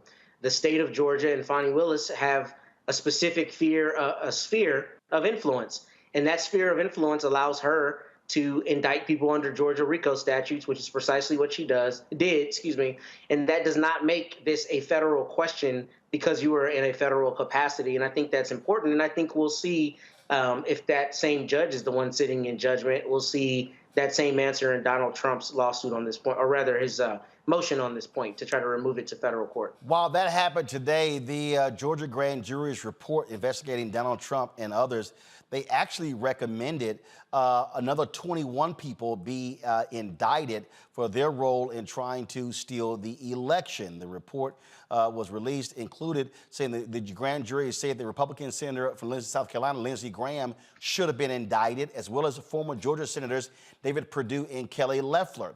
In addition, they said attorney Lynn Wood, Cleta Mitchell, and also Trump advisor Boris Epstein should have also been indicted. That says the grand jury cited a statute, quote, alleging commission of a crime without specifying the offense. Graham had this to say about the grand jury's report recommending he be charged for his role in the Georgia election interference case. This is troubling for the country. We can't criminalize senators doing their job when they have a constitutional requirement to fulfill. It would be irresponsible for me, in my opinion, as chairman of the committee, not to try to find out what happened. It would be irresponsible for me to tell the voters of South Carolina what I did without actually trying to find out what the right answer was. So we're opening up Pandora's box here. Fulton County is one of the most liberal jurisdictions in the country. I fear this will spread, that the next election, Democrats may be on the other side of this. So at the end of the day, nothing happened. What I did was consistent with my job as being United States Senator, chairman of the Judiciary Committee, but it was just not me. 3 United States senators. We're opening up Pandora's box. I think the system in this country is getting off the rails, and we have to be careful not to use the legal system as a political tool. Kelly, I'm confused. When did it become the job of a U.S. Senator from South Carolina to be calling the Secretary of State of Georgia looking for some votes for Donald Trump? I'm sorry, and then as the chair of the Senate Judiciary Committee, I'm sorry, did the Senate Judiciary Committee have jurisdiction over the election in Georgia? No. Nope. And I don't know. To answer your first question, I don't know. To answer your second question, no. When I first saw this story come out, I had to double check and make sure that Lindsey Graham was the senator of South Carolina, because I was just like, why are you minding their business? Mind your business, right? But further, let's just say he stands 10 toes down in this lie about he's doing this in the capacity as a senator. You didn't let the rest of your committee know what you were doing. You didn't disclose any of your actions to the committee before you were doing it. None of the committee outside of you knew what you were doing. So how can you say that was on behalf of the committee in the Senate? It goes back to the arguments that even the cops are talking about in Pennsylvania. Like, people are just making up crap in order to cover their ass. And, in this case, he's not indicted. I personally believe it's because the DA in Fulton County, while there may have been evidence there, she chose to pick her battle. She picked her strongest ones, and she's got a strong case. And she didn't want to muddy the waters by indicting a senator from South Carolina minding the business of people in Georgia. I mean, that's just me. That's what I think happened. Obviously, I'm not the DA, but he slipped by once. I think there's going to be other chances to get at him, and I personally would just stay away from a mic from here on out until you're completely in the clear, because I love this BS, Michael, by Graham. It should never be a crime for a federal elected official, go to my iPad, particularly the chairman of the Senate Judiciary Committee, who will have to vote to certify a presidential election, to question and ensure the integrity of that election. I'm sorry. First and foremost, let's be clear here. He would have voted to certify the entire election. Right. Lindsey Graham called Georgia specifically. Okay, where there's a Republican governor, a Republican lieutenant governor, a Republican Secretary of State, a Republican who ran the elections. All of those Republicans said free and fair election. And by the way, isn't it interesting? Nobody contested any of their races. So the only election was Trump's. They didn't even question any of the other statewide races. Just this one. Senator Lindsey Graham is a lying sack of shit.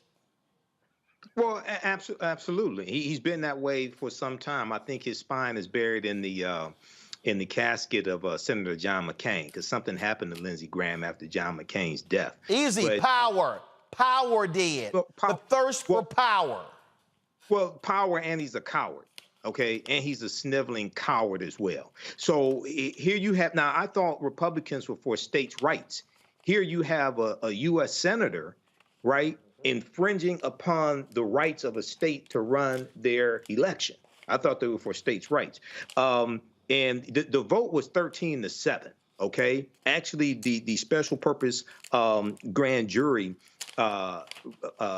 they suggested that he be indicted, but it probably was not as strong of a case as the other ones. The other total was a total of 19 who were indicted. So you had 21 who were unindicted, all right? And I read the 98-page indictment that actually listed 30 unindicted co-conspirators. So this really hurts the argument of a lot of these MAGA nuts saying this was a witch hunt, where you see, well, wait a second. Fani Willis chose not to indict 21 of these idiots, but to indict 19. She's going with the strongest case, and justice is going to be rendered to all of them one way or another. Either it's going to be this case, it's going to be another case, or something like this. He died, Lindsey Graham dies this one, but I think the wheels of justice, the long arm of justice, is going to end up catching up with Lindsey Graham. Watching Matt might say, you know what, I just think that you guys are giving too much attention to this. No, because what people need to understand, Matt, this is a dry run for what they're going to do. I need to take you back to 2000. Roger Stone was there in Florida in Bush v. Gore, in Bush versus Gore. They were there intimidating those folks who were doing the recounts down there. They were doing dirty tricks then. So this ain't like no new thing here. We're gonna have close elections, and these people are looking at this here, and they're trying to figure out, how do we game this system again?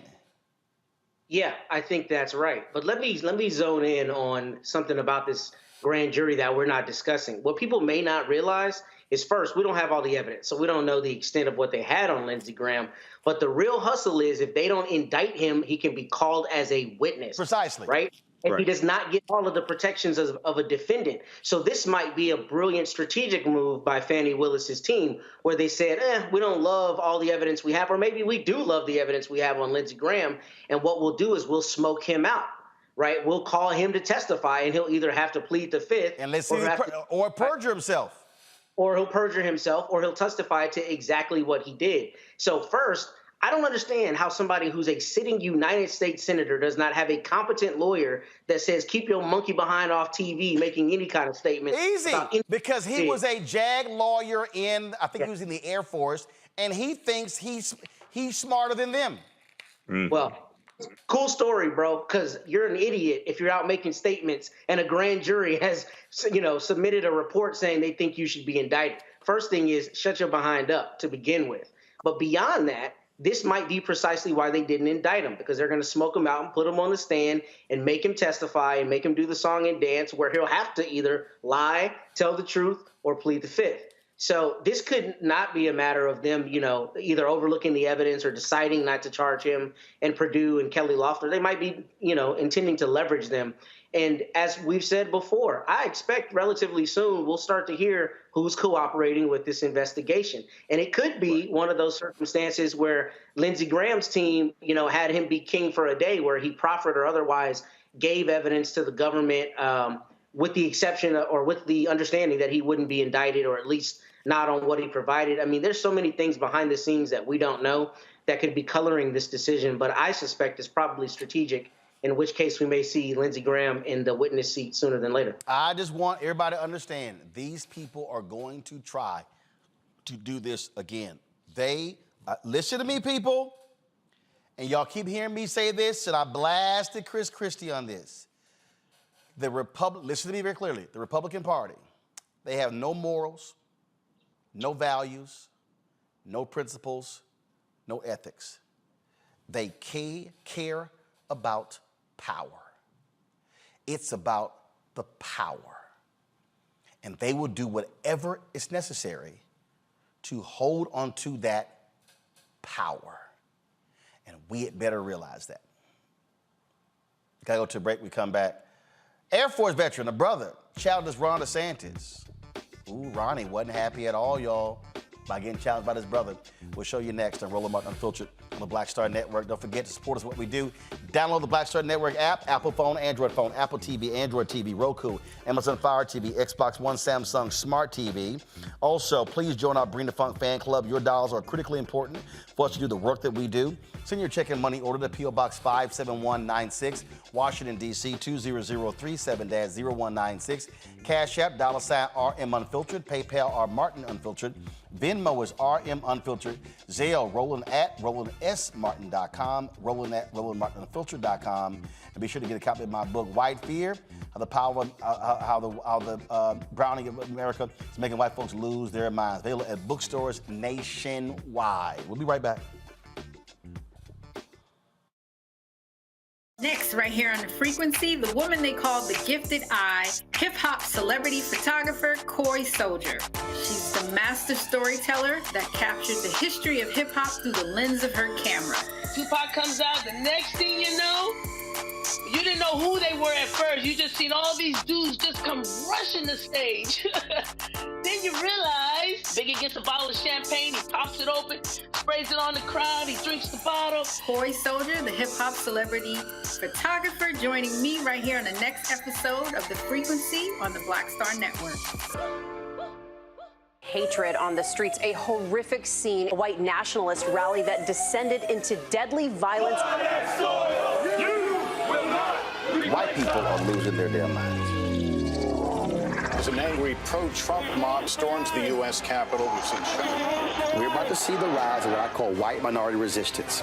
We have seen white folks in this country who simply cannot tolerate black folks voting. I think what we're seeing is the inevitable result of violent denial. This is part of American history. Every time that people of color have made progress, whether real or symbolic, there has been what Carol Anderson at Emory University calls white rage as a backlash. This is the rise of the Proud Boys and the Boogaloo Boys. America, there's going to be more of this. Here's all the Proud Boys, guys. This country is getting increasingly racist in its behaviors and its attitudes because of the fear of white people. The fear that they're taking our jobs, they're taking our resources, they're taking our women. This is white fear.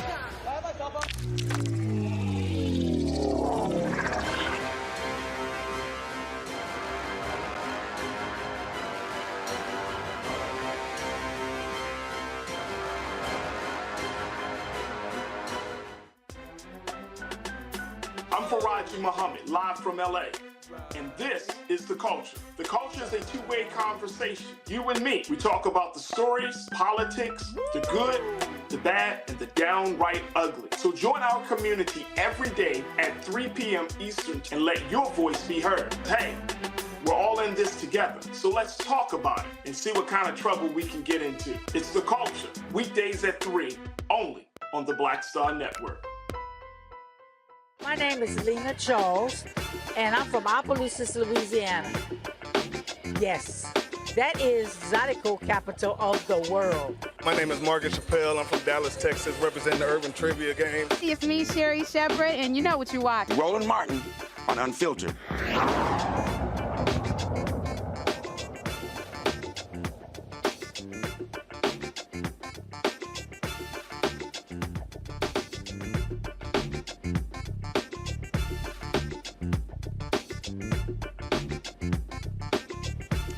Folks, today in Jacksonville, the first of 3 funerals of the African Americans killed in that Dollar General. Angela Carr was buried today in Jacksonville. A number of people obviously were there for her funeral. Reverend Rudolph McKissick, this took place at his church. Reverend Al Sharpton was there. So many others were there as well. Again, 3 black people were gunned down by a white racist in that Family Dollar. And the first of all 3, Angela Carr, was laid to rest today. Here's some of what was said at her funeral.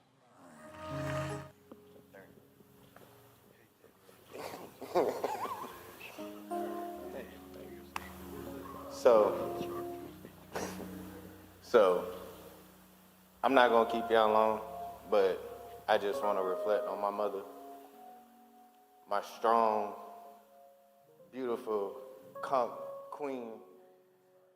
Oh man, this is hard. I'm not gonna lie, this is hard. But I ain't gonna keep y'all long. But she was strong. She was a hard-working woman. I watched her do everything as a child, you know. And we talk every day, no matter what. Every day. Mad, sad, happy, it didn't matter. It could be raining outside. It could be a hurricane, she gonna call me. And that Saturday, it wasn't right. So the audio that we got from the church actually dipped out there again. Just so sad that this sister lost her life there. Of course, just simply shopping, and a white racist hell-bent on killing black folks killed her. And so condolences certainly go out to her son there and the Carr family. A black veteran challenged Governor Ron DeSantis, said he and his rhetoric and his policies were the reason why those black people were targeted. Here was that fiery exchange. Allow weapons to be put in the street and immature, capable people that have caused the deaths of people who were murdered a couple weeks ago. Trayvon Martin was not the first. So first of all, I did not allow anything with that. Well, listen. Excuse me. I'm not going to let you accuse me of committing criminal activity. I am not going to take that. I am not going to take that. So you want to have a civil conversation, that's one thing. Try to say that I'm letting, that guy was Baker acted. He should have been ruled ineligible, but they didn't involuntarily commit him, and so they weren't. No, there is the truth. There is something about the truth. It's not everyone doesn't have their own truth. No. You don't get to come here and blame me for some madman. That is not appropriate, and I'm not going to accept it. You have allowed people to hunt people like me. Oh, that is nonsense. That is such nonsense. We've done more to support law enforcement in this state than anybody throughout the United States. Our crime rate in Florida is at a 50-year low. We have enacted policies so that people have a chance to live in safety. We have attracted people to come to this state in large part because we've had a commitment to public safety. So the notion that somehow we're not supportive of safety is absurd. And we've put our money where our mouth is. We've put support behind policies to hold people accountable who hurt other people. You haven't seen us releasing people from prison. When they hurt, when you do the crime, you do the time. Well, Ron was sitting here lying, Michael, because the reality is he's removed a black prosecutor. He has led the removal of 2 black congressional districts. We see the attacks when it comes to history, when it comes to books, over and over and DEI, you can name it. Ron DeSantis has absolutely targeted black people, and he has given the white racists in that state and across the country hope that he is their patron saint. Absolutely, and he's running on this at the national level for president as well. He didn't create this environment, but he has actually added fuel to the environment, pulled poured gasoline on the fire, and he's giving cover to these white supremacists as well to carry out more acts. And keep in mind, the NAACP had a travel advisory advising people to be careful going to Florida. And remember his Gestapo unit of sheriffs who were targeting African Americans and people who were former felons who were sent their voter registrations in the car, in the mail.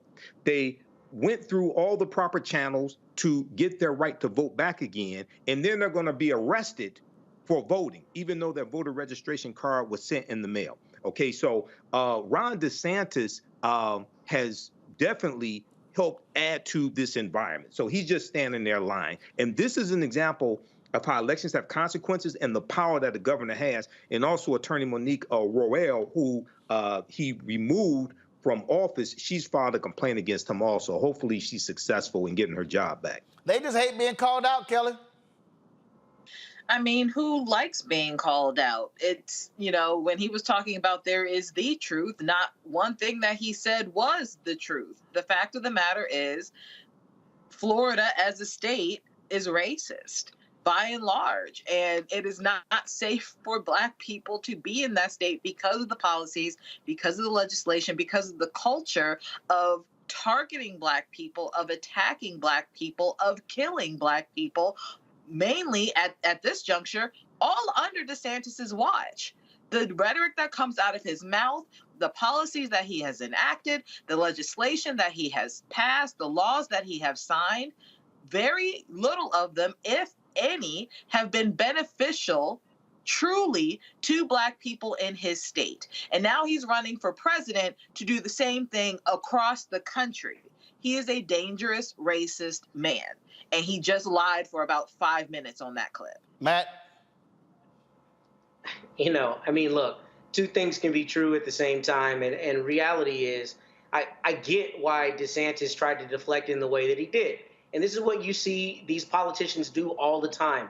They throw proverbial rocks and then hide their proverbial hands. You know that if you stack up all of these policies, the direct, you know, a consequence of which is you preying on Black people, attacking Black people, and more than that, vilifying Black people, which has happened for decades, you know that the outcropping of that is going to be white supremacists who are amped up. And that's what's intellectually dishonest about this. Because if you notice, his whole defense was rooted in, I didn't allow anybody to go do that, that guy individually, blah, blah, blah. But what this brother was saying is your policies have allowed that, and they know they do that. And that's exactly why Donald Trump is going to be on trial sooner than later for, you know, all the things that he's done. And if you notice, especially as it relates to January 6th, that's the whole argument behind it. You can't continue doing things that you know are fomenting a certain type of action from people and then act as though they have independent, you know, acting authority if you know that you're essentially encouraging them to act and then acting like you didn't do that when you did. And Ron DeSantis is the king of that. So I'm glad this brother called him out, but obviously he called him out in a location where everyone there was pro-DeSantis and supportive to him. I wish this had occurred somewhere else where everybody there is not going to buy that hook, line, and sinker. But the outcropping of these policies is this kind of action. So I'm glad he got called out, and we know that it's true. Indeed. All right, folks, hold tight 1 second. We come back. Suicide. We have seen how the numbers have dramatically increased, and an increasing number of African Americans are choosing to take their own lives. What is going on? How do we prevent this from happening, and how do we help those who are close to us in time of need? We'll talk to Troy Byer next, who has an educational initiative that deals with this and so many other issues, and so we'll talk to her next on Today, which is, of course, World Suicide. First of all, this is September Suicide Prevention Month, and so we'll talk about this very important issue next, right here on Roland Martin Unfiltered on the Black Star Network.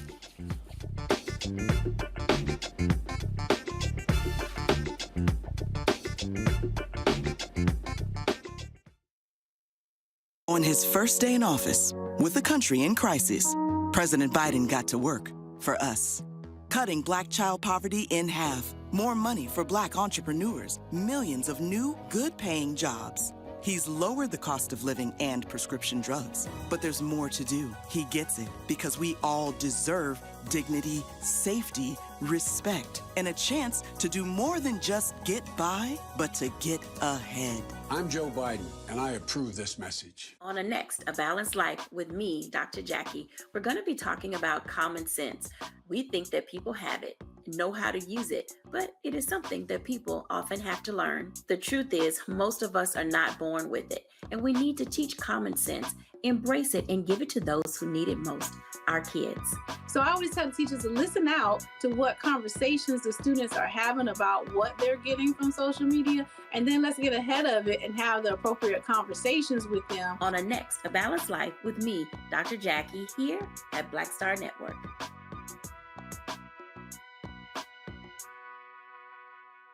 Next, right here on The Frequency, the woman they call the gifted eye, hip-hop celebrity photographer, Coy Soldier. She's the master storyteller that captured the history of hip-hop through the lens of her camera. Tupac comes out, the next thing you know, you didn't know who they were at first. You just seen all these dudes just come rushing the stage. Then you realize Biggie gets a bottle of champagne, he pops it open, sprays it on the crowd, he drinks the bottle. Coy Soldier, the hip-hop celebrity photographer, joining me right here on the next episode of The Frequency on the Black Star Network. Hi, my name is Freddie Ricks. I'm from Houston, Texas. My name is Sharon Williams. I'm from Dallas, Texas. Right now, I'm rolling with Roland Martin, unfiltered, uncut, unplugged, and undamn believable. You hear me?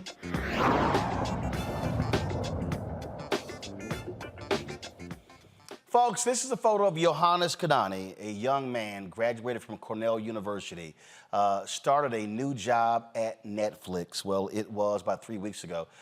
He was found missing. Well, this week, he was actually found dead. He took his life. Google has dealt with this most recently, with 3 of their engineers taking their lives as well. September marks Suicide Prevention Month. Today is World Suicide Prevention Day. And the reality is we are seeing a dramatic increase of suicides in this country, even when it comes to African Americans. Johns Hopkins Bloomberg School of Public Health recently revealed that suicide rates for black youth aged 10 to 17 more than doubled between 2007 and 2020.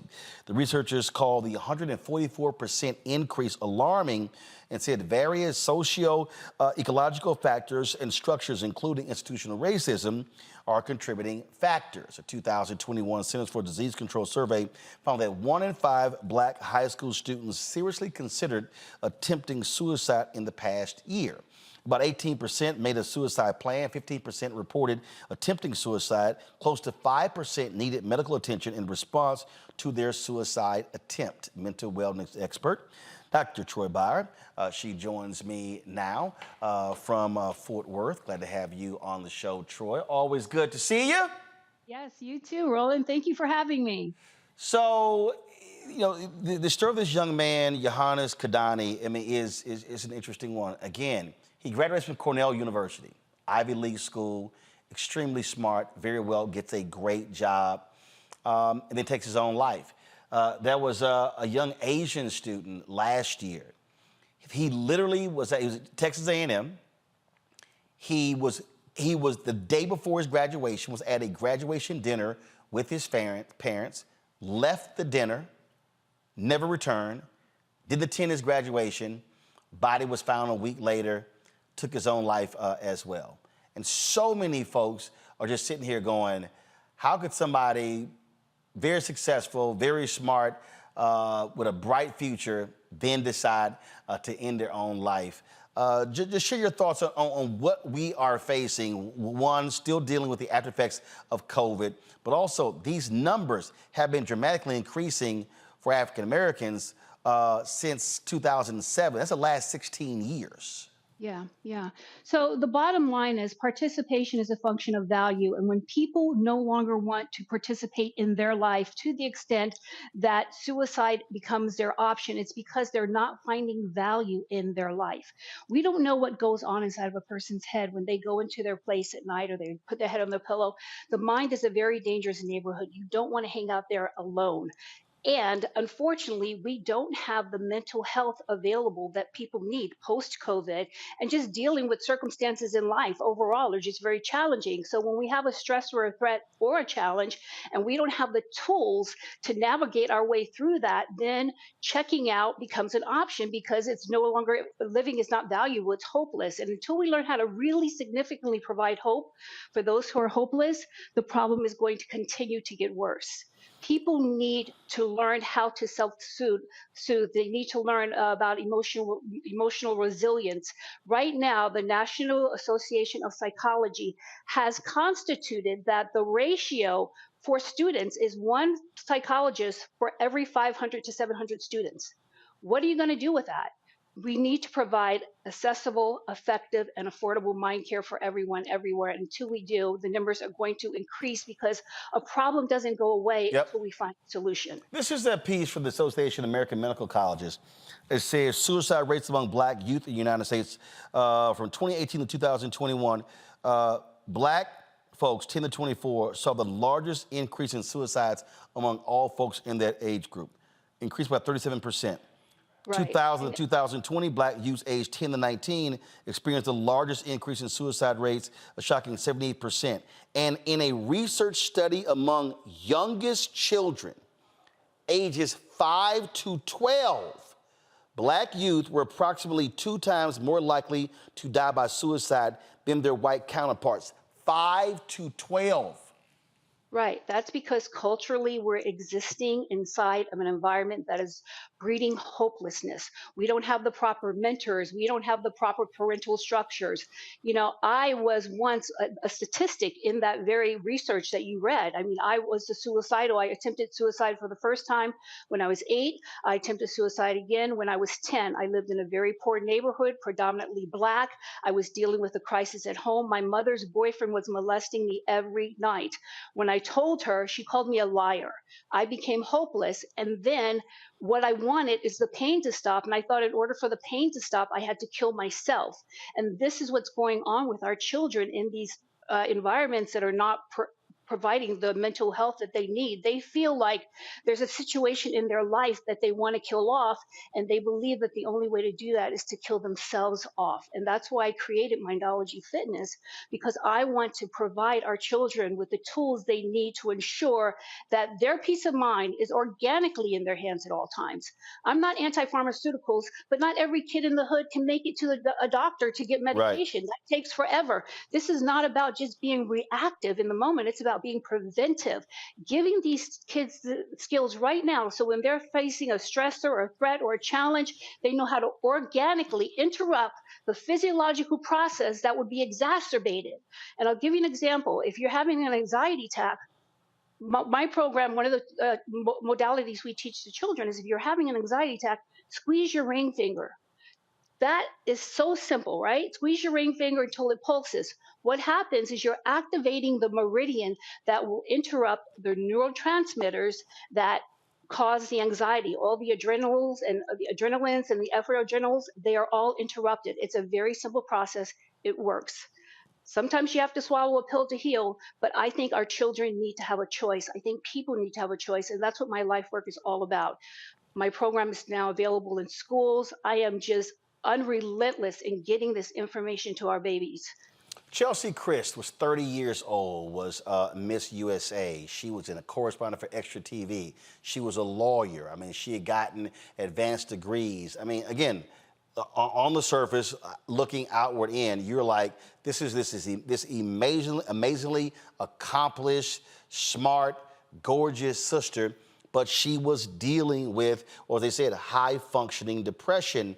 And that's something also that we're not dealing with, and that is the reality of so many people who are dealing with depression in their lives. A lot of our young folks were going through severe depression during COVID.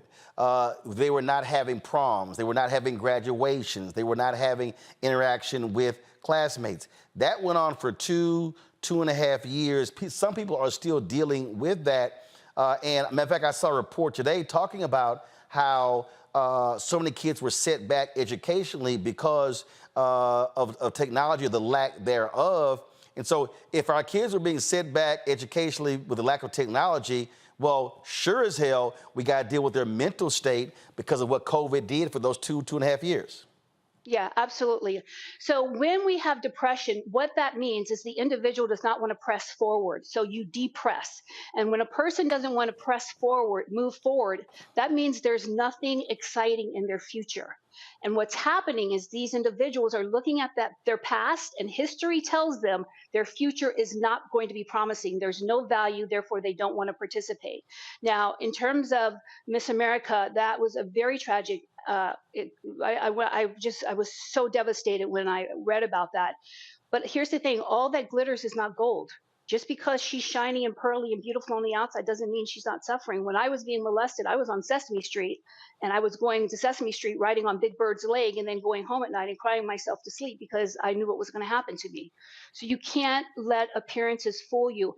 And people don't know how to reach out and say, I need help. We have such a negative stigma attached to mental health, which is why I'm making it fun, effective, and affordable. Kids love taking mindology fitness classes. They love becoming the masters of their mind, and it's working for the teachers and it's working for the adults. And it's all about learning how to have emotional sovereignty.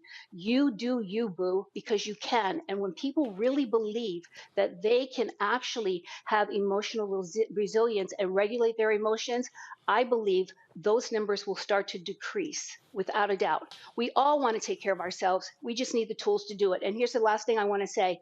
If we don't teach our people how to not just survive, but thrive by providing these tools, they're going to find another tool that will help them die. A gun is a tool.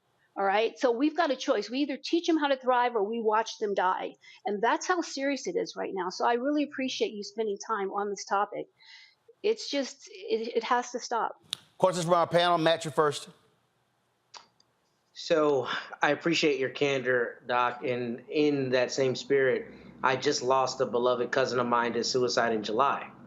And my family and I have really been reeling because we haven't been able to identify what it is we missed, you know? Like, we felt like she was beloved. We felt like she knew she could reach out, but we are still in the throes of grief because it just happened.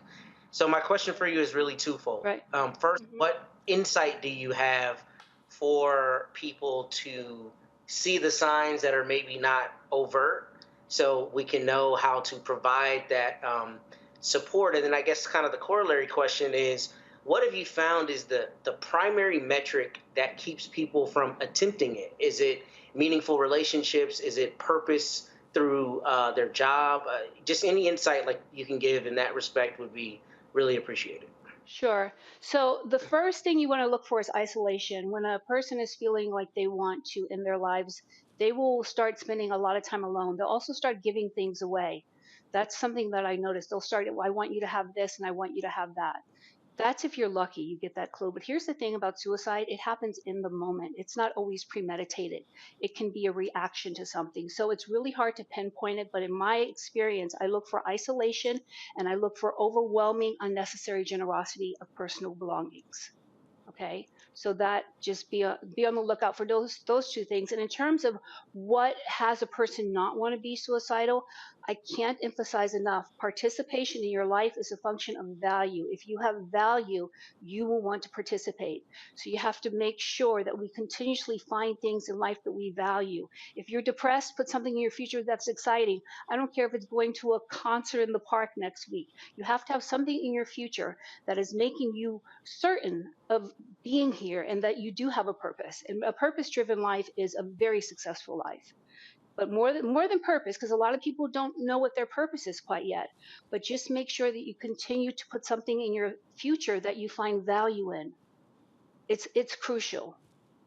All right, Kelly. Again, Doctor, thank you for bringing issue to this topic. It hits home for me because I myself have had several suicidal ideations and a couple suicidal attempts in my life, mainly before my 20s, due to a plethora of things. So I understand the struggle, and it's a struggle every single day. But I thank God that I'm here every day, and I do my best in the work that I do, to set an example for those who are going through something similar, like high functioning depression and not being able to see the signs. Like Chesley Chris was very triggering for me Yeah, because it me was too. very aligned with my own life, right? Right. The high functioning, having a career, both being lawyers, all the things, and still feeling like you don't belong here and you need to be somewhere else. So I understand that. Um, my question is, given, especially when it comes to Black children and the environmental factors that can be so different from our racial counterparts, are there signs or are there studies that show different signs in Black children and in Black people who are at risk for suicide as opposed to their race counterparts, are based off of their environments, based off unique situations that happen with Black people? And if so, what are they and what can we do to watch out for them?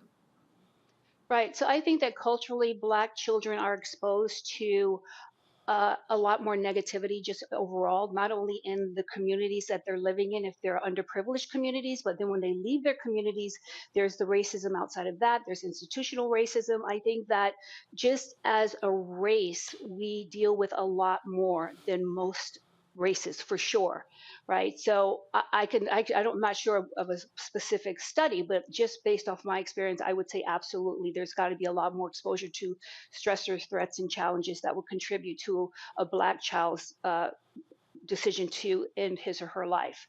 Um, in terms of what can we do about that, I think it goes back to providing role models for our children, creating mentoring programs, but more than anything is finding ways for the child to feel valuable. I can't emphasize that enough. It's all about feeling valuable and wanting to participate in your life. And from the value, we can create a purpose. Does that answer your question? It does. It does. Okay. Thank you so much. And by the way, I'm really happy that you were a failure at suicide. That's a good way to look at it. Thank you. That's right. That's a great way to look at it. Michael! All right. Hey, Dr. Troy, thanks for coming back and sharing this information with us. In the study that Roland mentioned at the top of this segment from Johns Hopkins Bloomberg School of Public Health, it talked about the 144% increase in suicide rates for Black youth 10 to 17. And one of the factors it talked about was institutional racism. Can you talk about some of the ways institutional racism contributes to suicide or suicide attempts in African American youth or adults? Because we hear so many people saying racism doesn't exist, right?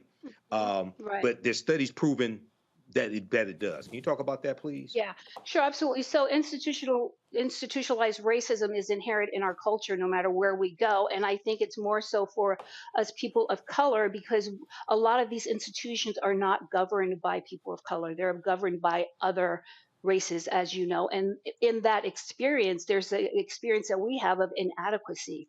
And when you start feeling inadequate about yourself, again, it goes back to not feeling valuable, not feeling like you don't belong. And then, like the guy at Netflix, I don't want to go too far down that rabbit hole, but when I hear stories like that, that to me, I assert, has something to do with racism within his experience, that it wasn't fulfilling enough for him to go back. So he got depressed and then it just felt hopeless. So he checked out. That would be my assertion at this point without knowing everything, but enough to know that when we put our people in environments where they feel like they don't belong, then they don't want to be there. And when they don't want to be there, then they check out. And when they check out, they go into isolation, then they go into their head. And as I said, your mind is a very dangerous neighborhood. You don't need to be hanging out there alone, especially if you're dealing with a crisis. And then they just check out because it's hopeless. It becomes hopeless, and suicide just becomes the only viable option when you want something to stop. But again, I want to just underscore for anyone who's listening, if you feel like you want to kill yourself, check in with yourself. It's not that you want to kill yourself. Consider there's something in your life that you need to kill off. And don't collapse that with killing yourself. Don't allow a temporary crisis to lead to a permanent experience. All right, then. Troy, always glad to have you. First off, again, let people know your website, how to reach you. Okay, you can reach me at Mindology for Youth. That is the organization, that's the educational initiative that I've created to provide mental health fitness for kids.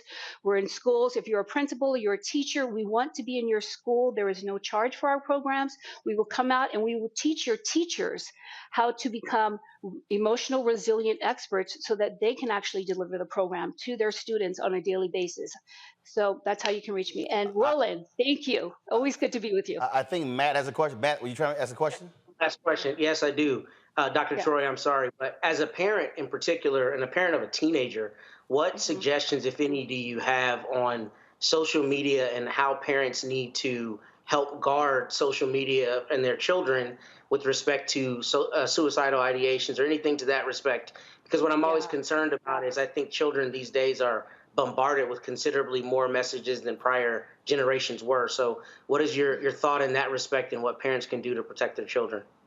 So I think that parents have a really challenging job these days because of social media, because that's the competition. You've got to be more interesting and more entertaining than social media, and you need to make it your business to be that way. So what I encourage parents to do is to really find ways to co-create projects with your child. So right now I'm parenting two 15-year-olds, and I make it my business to find ways to have them want to engage with interacting with me as opposed to social media, because too much time on social media is probably the worst thing that these kids can be doing right now. So you just got to really get up in your child's backyard. That's what I say. You got to know what they're watching, know what they're into, have bigger conversations than the ones they're having with the people on social media, and really make it your business to be as engaging as you possibly can with your child, and lower, and I'm telling this to everyone, lower that discipline, what is it, that urge to discipline your child. And I'm not asking you to be their friend, but I'm asking you to meet them on their level and let them know that you're there and you care. It's very important to start open conversations. I mean, some of the things my kids and I talk about, I can't even believe it, but I love that they know that they can talk about it with me. It's very important to keep that open communication and create that if you don't have it. All right, then. Well, Doc Troy, appreciate it. Yes, some of y'all, I've seen y'all comments. Y'all like, wait a minute, is that the woman who was an actress? Yes, that's the same Troy Byer, actress and director. Of course, one of my favorites. Love her. I love you too, Roland. You're the best. And you know what, Roland? I just want to thank you for all those dancing videos that you post, because when I'm depressed, that's my value. Well, look, my fly's real simple. My legs work, I'm going to use them. Yes, thank you. I really appreciate it. Thanks so much. Okay. Always good to see you. Thanks a lot. You too. Thanks. Folks, bye-bye. Before we go, some breaking news out of Louisiana. We've been covering this story. A federal judge has told Louisiana, remove every young person from Angola prison and get it done in a week. This decision has just come down. U.S. District Judge Shelley Dick of the Middle District of Louisiana found that conditions at Angola constitute cruel and unusual punishment and violate the 14th Amendment of the Constitution. There was a lawsuit filed by the ACLU against Governor John Bel Edwards, a Democrat, after he announced that the state was going to be sending children to Angola because 6 juveniles had escaped from the Bridge City Center for Youth. And again, it was supposed to be temporary, but this has been going on, folks, since September of 2022. This story says, quote, the judge found that prison officials locked the juveniles in cells for days at a time and punished them with the use of handcuffs, pepper spray, and denial of family visits. The state failed to provide adequate staffing, including licensed social workers or professional counselors, appropriate education, and necessary mental health treatment on social services. according to this federal judge. This is, again, sort of the shameful behavior we saw in Louisiana. And let me remind people again, Kelly, this is a federal judge. Who appoints federal judges? Presidents. Who confirms federal judges? The United States Senate. So all the people who sit out here who say that those 100+ judges that Biden and Harris have appointed don't matter, this is what happens when you get judges who have compassion and empathy and care about civil rights. Absolutely. I mean, your point regarding federal judges, I mean, we talked about that in a couple segments ago, even regarding the case against Meadows. Like, if I'm not mistaken, the judge who said, no, you can't bring this here was appointed by Obama. So everything matters. Everything matters. Your vote matters.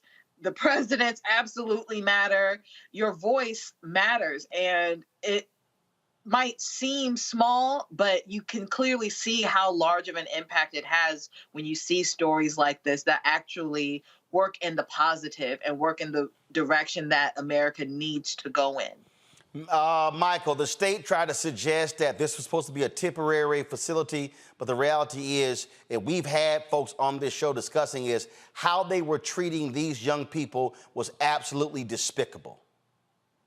Yeah, it was. I remember those stories and remember covering this. And if I remember correctly, when we talked about this, the youth were, I don't remember the percentage of African Americans that were in Angola who were youth, but I think it was the majority of them. Yes, no, it was a majority. Absolutely was a majority.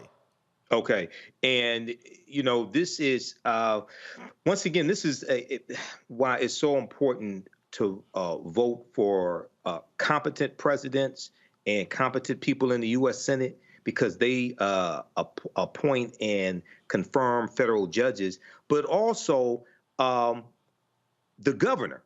This is wrong on so many levels. This is wrong for the governor to have agreed with this as well. So this is the type of prison reform that we need, not just criminal justice reform, but also prison reform. And, you know, this reminds me of Khalif Browder in Rikers Prison for 3 years awaiting trial. Yep.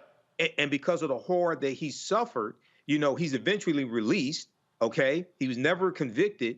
He declared his innocence, but because of what he suffered there, he ends up committing suicide.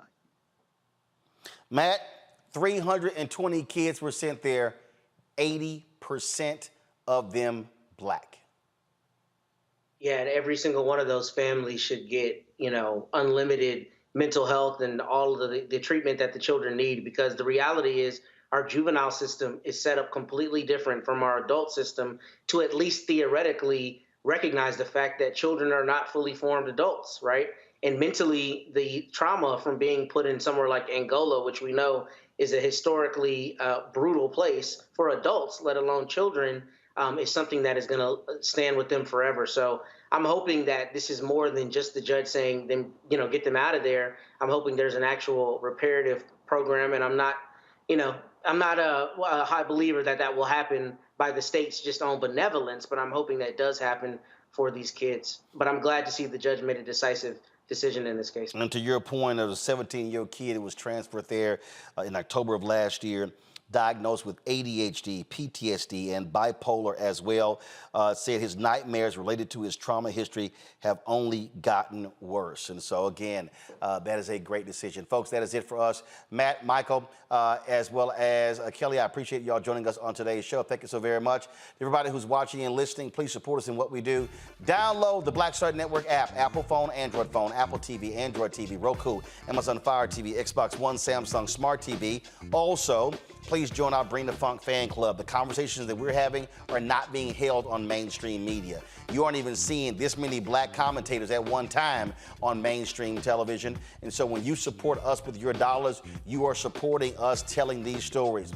Send check and money orders to P.O. Box 57196, Washington, D.C. 20037-0196. Cash App, $ RM Unfiltered, PayPal, R Martin Unfiltered. Venmo is RM Unfiltered. Zelle, Roland at RolandSMartin.com. Roland at RolandMartinUnfiltered.com. Be sure to get a copy of my book, White Fear, How the Browning of America is Making White Folks Lose Their Mind, available at bookstores nationwide. Download your copy. First of all, you can get it from Barnes & Noble, IndieBound, Books A Million. Get it on Amazon. Also, download the audio version on Audible. And folks, tomorrow I'm going to be at the Vice President's residence.